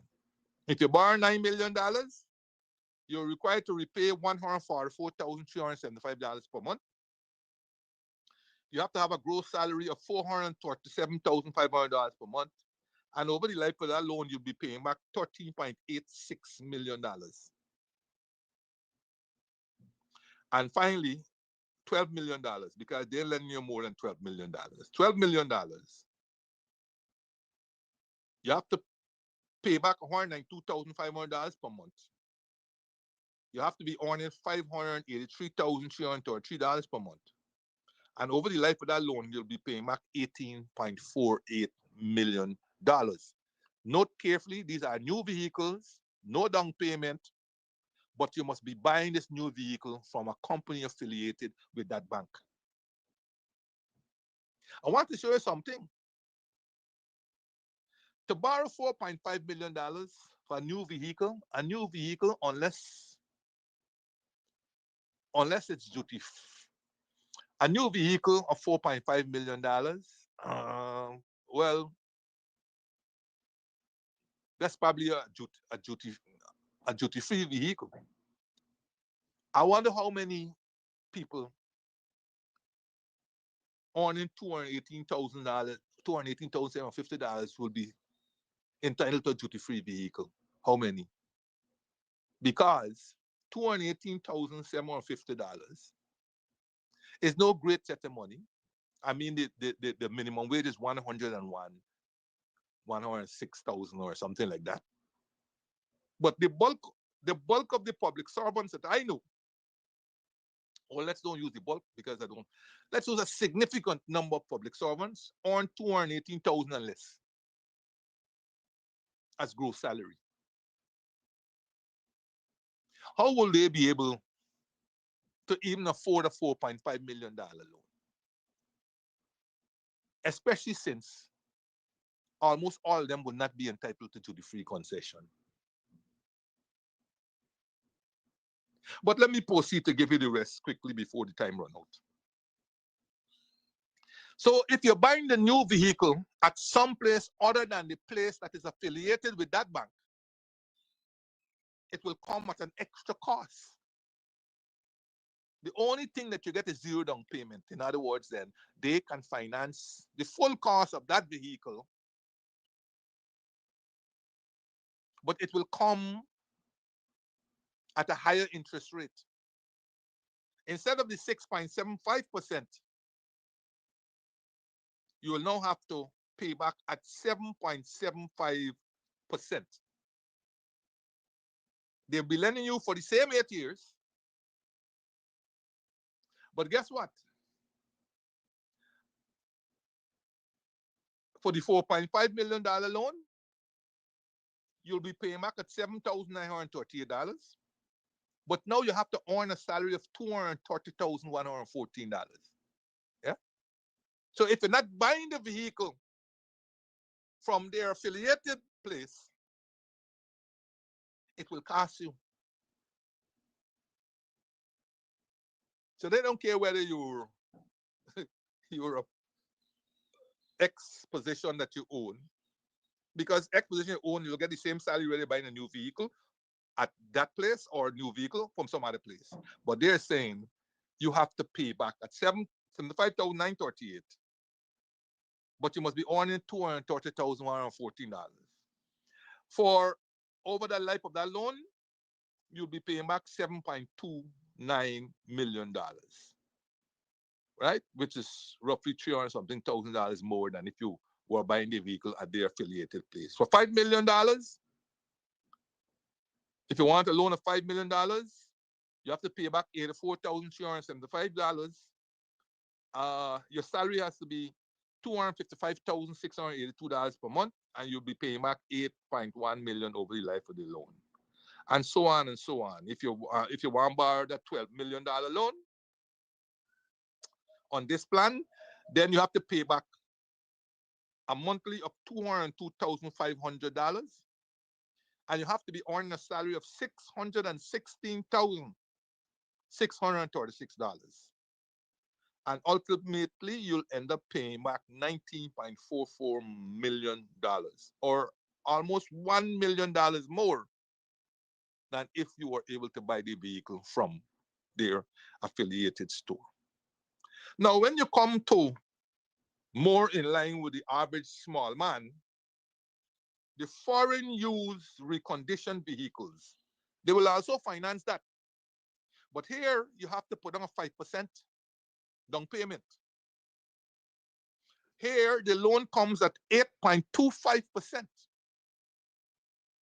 Right? So when you're small, the blows are harder, the punches are harder, and they strike at the heart. So these loans come at 8.25%.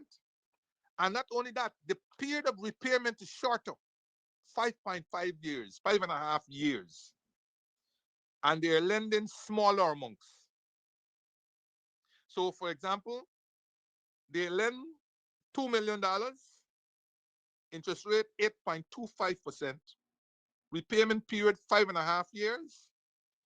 You have to repay at the rate of $44,053. Your salary has to be $133,494 per month. And you'll pay back over those 5.5 years, $2.91 million. So you pay back almost $1 million in 5.5 years. If you borrow $2 million and your salary per month is $133,494, which is more or less the salary for a large number of small people. But a $2 million reconditioned car, again, has to be duty-free. You can't buy a $2 million reconditioned car unless it's duty-free. And how will you be getting duty-free at that low level? Again, that comes up. Anyhow, $2.5 million, you got to pay back at $55,066. Your salary has to be $166,868. And you'll be paying back $3.63 million over the life. They lend a maximum of $6 million for a foreign used car or reconditioned car. At $6 million, you're required to pay $132,159 per month. You must have a salary of $400,482 per month. And over the life of that loan, you'll be paying back $8.72 million. Right? So that is what they're calling deals. And like I said, one has to be very careful when one invests these kinds of money. I say a lot of people go in and buy cars. You know, people are claiming how a car is a necessity. A car is not a necessity. What is a necessity is a roof over your head. When you get a roof over your head, you could get a garage. And then you could park your car. But it makes no sense going and buy a car, parking it on the road, and then all kinds of damage can be done to it, whether by passing vehicles, flying objects, pedestrians, and worst of all, it being stolen, giving you heartaches and no peace of mind. And some of the garbage that they bring in, right, as you could see, maintaining a vehicle, you know, requires you to have certain earnings, especially reconditioned vehicles. So one has to be very careful, very, very careful as you go for these investments. Because if the car crashes or whatever, the bank doesn't lose because you have to put that insurance in the name of the bank until you pay off for the for the until you pay off the loan. And finally, for today, we come back to our elusive cash grant. Elusive cash grant or cash transfer, because I agree, this is not really a grant. A grant is something that people give you at their behest, right? It's their money, and they are it's giving you something out of it. This is our money, for which they are the stewards, and they are going to be giving us a transfer, right? So let's call it a cash transfer. Ever since this government has won the elections, we're not going to talk whether they speak or not. That's not our concern today. They're the installed government. There seem to be reticence over this issue of cash transfer. Soon as they won the election, they sent out a smoke signal to test the atmosphere, to test the air as to whether they could pull back from a promise. They sent out the natural resource minister, who was out on front and center saying they don't believe in cash grant and whatnot. When the backlash came, they sent out the other one to say, no, that's not so. They throw here under the bus. PPP keeps its promises and they will pay. And then he ladder it with, oh, it's not only cash transfer, it's all these other things that we have been doing, baby grant, this grant, school grant, and all kind of thing, right? Again, it's waffling, because baby grant now isn't going to do with the cash transfer. Cash transfer is a non-specific transfer of resources to be used as the recipient sees fit. Baby grant is baby. If you ain't got baby, then give me your baby grant. If you ain't got school children, then give me a school children grant. Those are specific grants.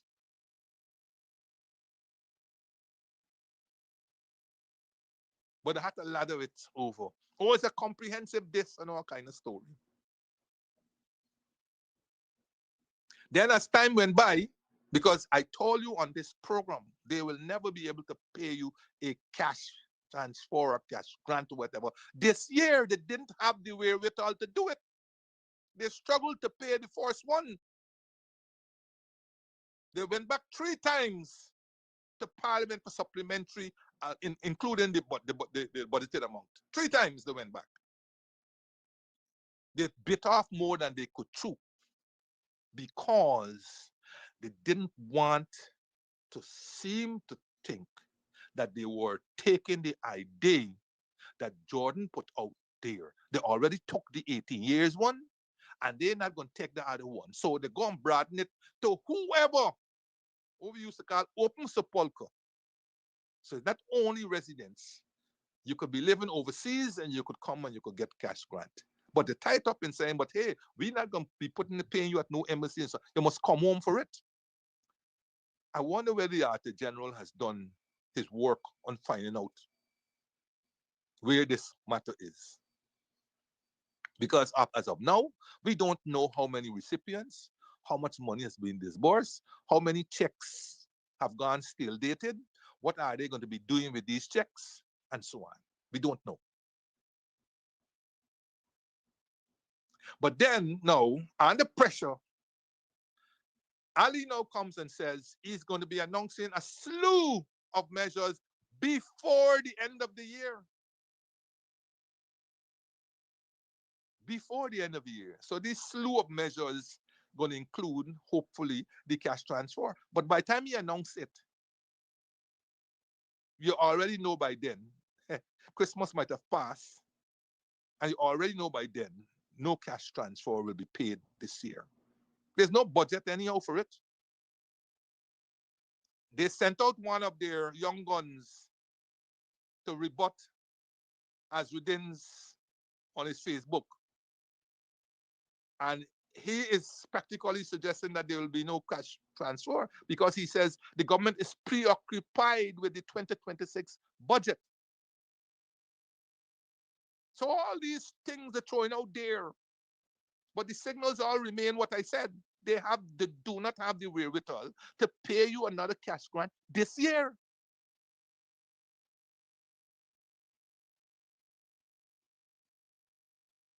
But they are going to come up with these small little things. And yesterday, it was meant to take off the edge and the angst that is growing with Christmas fast approaching. So yesterday, they rushed out with announcement that they're paying a one-off $50,000 to persons with disabilities. They estimate this will benefit 27,000 persons with disability. And Newsroom, their de facto go-to place, never got it right because they said it will cost the government $41.4 billion.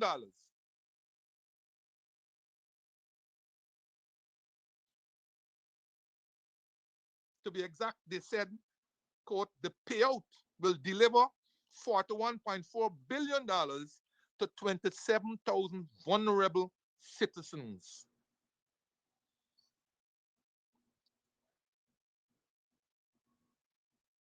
But then somebody realized they didn't change it, it's still there.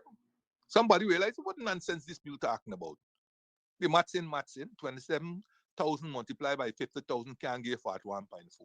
But now I see DPI and them now run out and say it's 1.4. They better get the numbers right. Get your numbers right.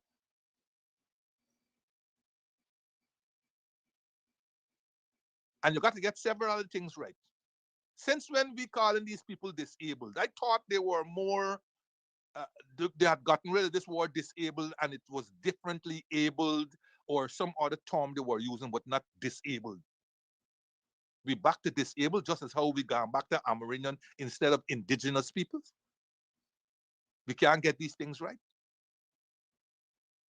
And why so many other people are not benefiting from the differently abled grant?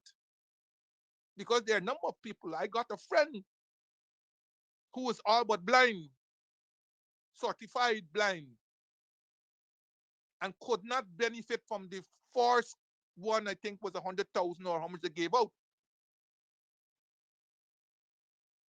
They tell him all kinds of things.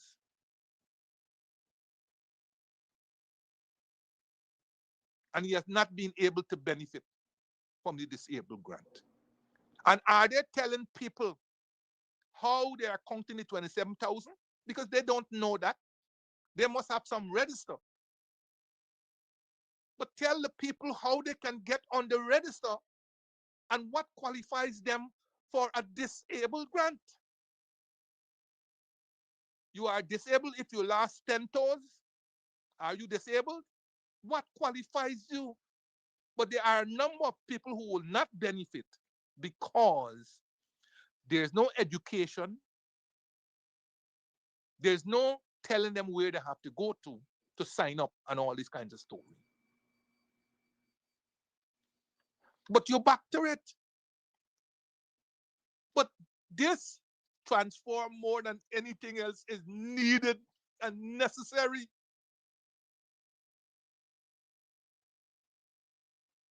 The IDB, I see this report now resurfacing, but it was put out in November 2024. It was released in November 2024.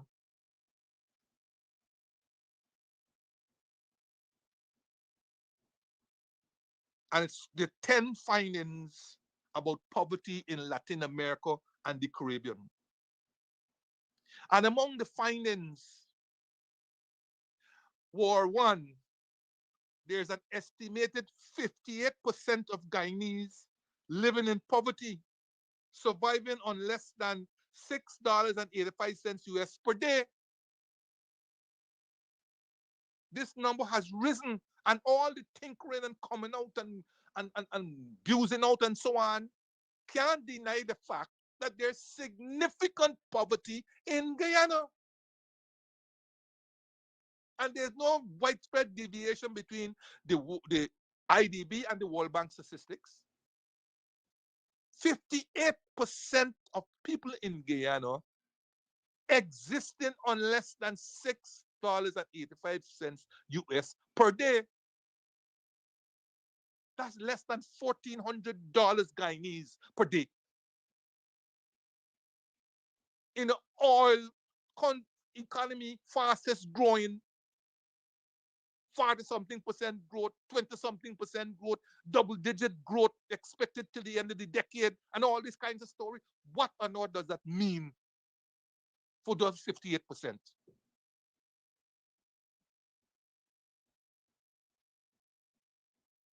And of those 58%, 32% of that population lives in extreme poverty, existing on even less than that. That's $6.85 per day.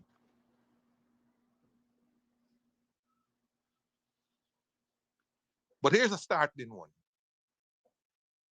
It's general to Latin America and the Caribbean, but we in Guyana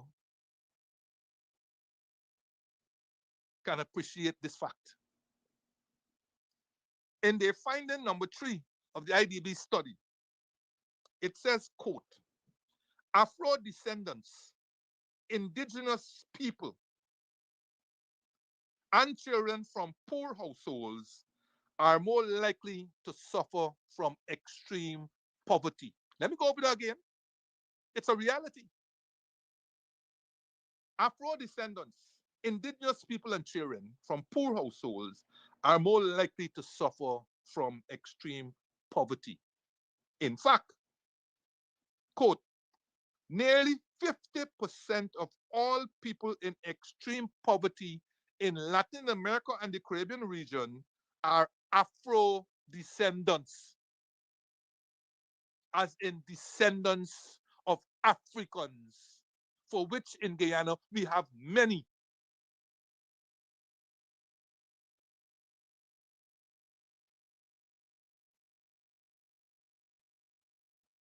Being the third set of people to have arrived in this country after the indigenous people and the European colonizers who brought us here, who took us from being freed people and enslaved us for centuries. Today, we are a special group identified as being among the poorest in the entire hemisphere. And we also understand that because we experience it here, right here in Guyana.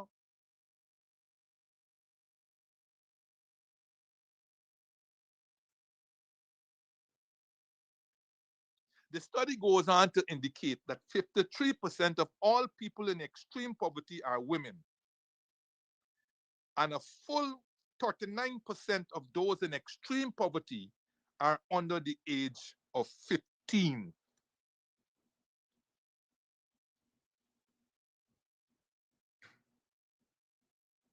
So when we talk and people holler, all they're looking for is handout and handout and handout. This is not a handout.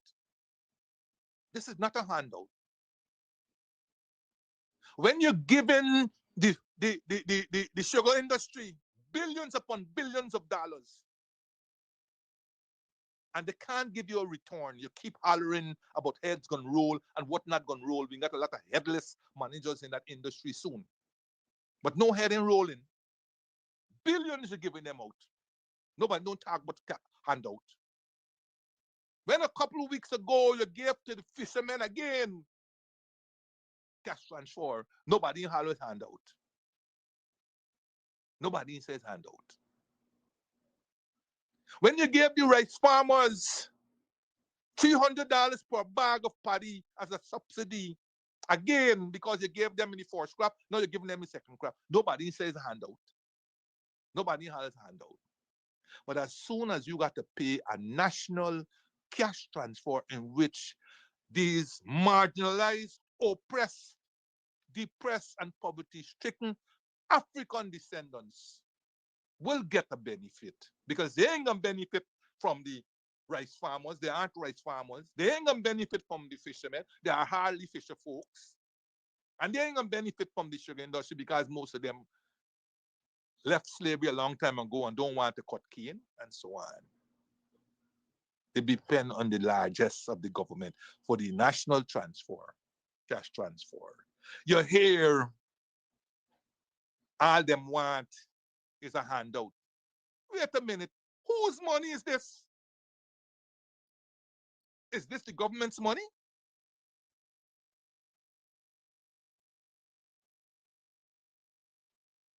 At this level of poverty, even the cash transfer will not assist.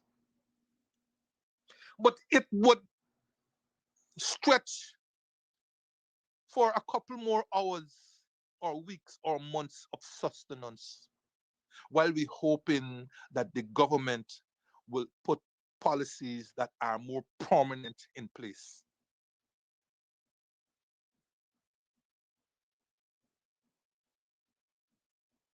I said today's the 4th. I don't see it.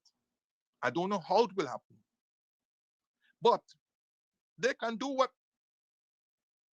Break the records and try to announce today, even a $50,000 now, extending beyond the disability to other folks. You got the data. You got the data. And I think a significant number of people can get that 50,000 before Christmas Eve day. If you announce it now. The question is, do you have the money? My answer is no. Can you get to the money? My answer is yes. But to get to the money, you got to go back to Parliament. You're going to have to go back to Parliament. You can't go to the contingency fund. I don't even think the contingency fund running $60 to $100 billion. But you can't go to the contingency fund because this is not a contingency. And if we go by what Nanlal is saying on his program, it doesn't seem as if Parliament is going to be convened for the rest of the year, because they're not going to convene Parliament to make certain that Azulin gets anywhere near leader of the opposition.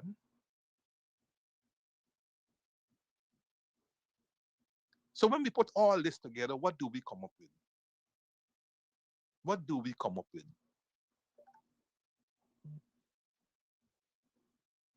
Folks, these are hotbed topics.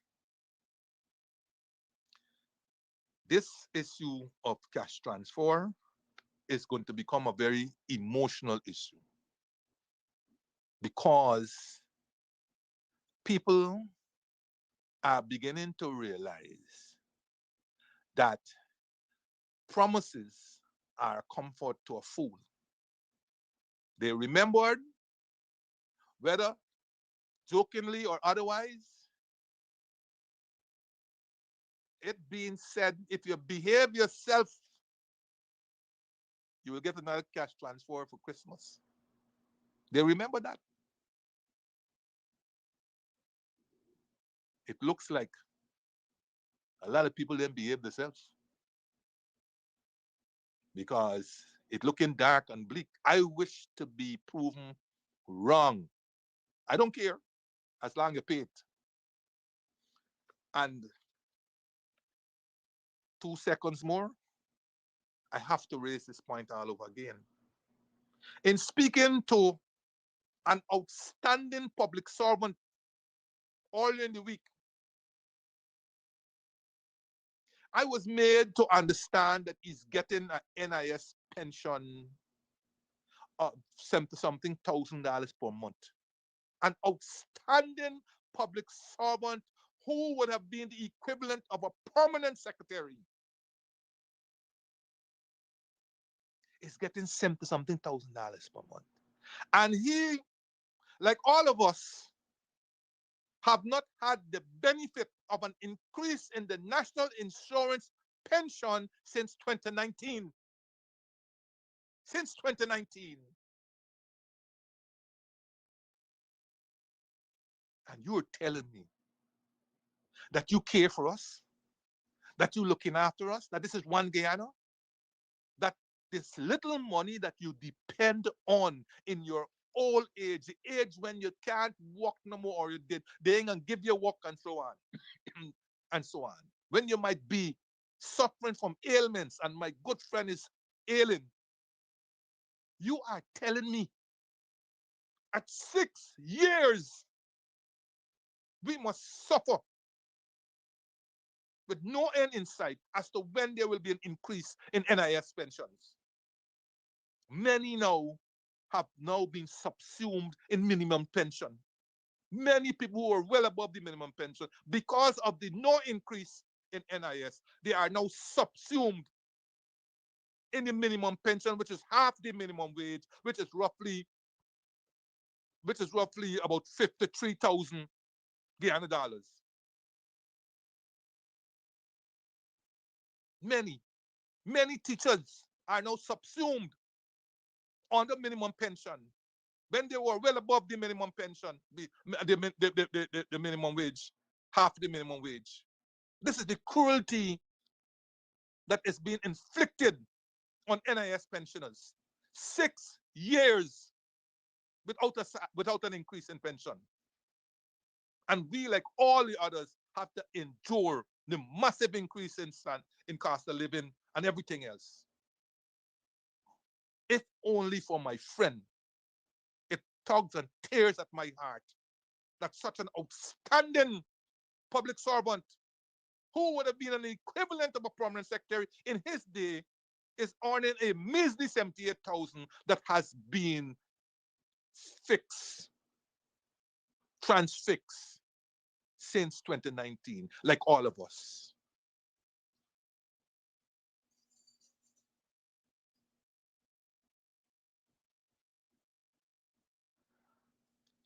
Heaven help us all.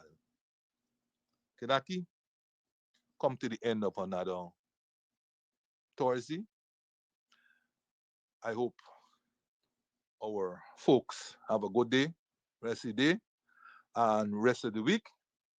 And until we meet again, God willing, I'm out. Thank you, Mr. Jordan. The perfect program for the perfect season. Good advice. All those shiny things that are catching your eyes, be aware. They're only shiny for now. They could be pain in your neck. They could be pain in your neck. Oh. Pain in your neck. It's 25 minutes to the 10 o'clock hour. You tune to the Guyanese morning time. It is the 4th day of December in the year 2025. I remain your host, Kiraki Amsterdam, bidding you a pleasant rest of the day and hoping that you achieve all that you hope for. Remember, I don't know if Santa Claus is going to come your way, but the ghetto people, they still want Christmas. And so, you got to get some ghetto flex. You got to get some Christmas in the ghetto. Remember the less fortunate, regardless of what you do and overdo. Just remember the less fortunate. Okay, Christmas in the ghetto. Caroline Davis to you. Y'all one time. Be good if you can. Be good. Be safe.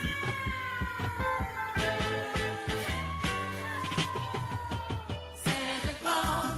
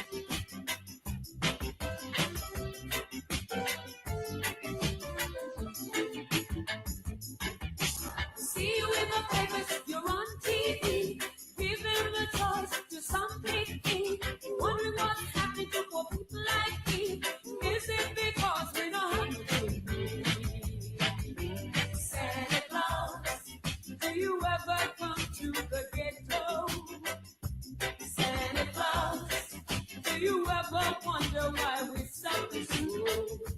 Santa Claus, when will you come to the ghetto? Santa Claus, we would like to see how those reindeer go. All day long, baby, beating our fun, but how we hold on to those hard times. We ain't gonna fight, we ain't gonna fuss. We're all the presents that you brought for us. Santa Claus, do you ever come to the ghetto? Santa Claus, do you ever wonder why we suffer so? Santa Claus, when will you come to the ghetto? Santa Claus, we would like to see how those babies go. Santa Claus, it is fun when you are in the ghetto. Santa Claus, oh, I hate to see those babies cry. Santa Claus, when will you come to the ghetto? Santa Claus, we would like to see how those babies go. Santa Claus. While the Who's of Whoville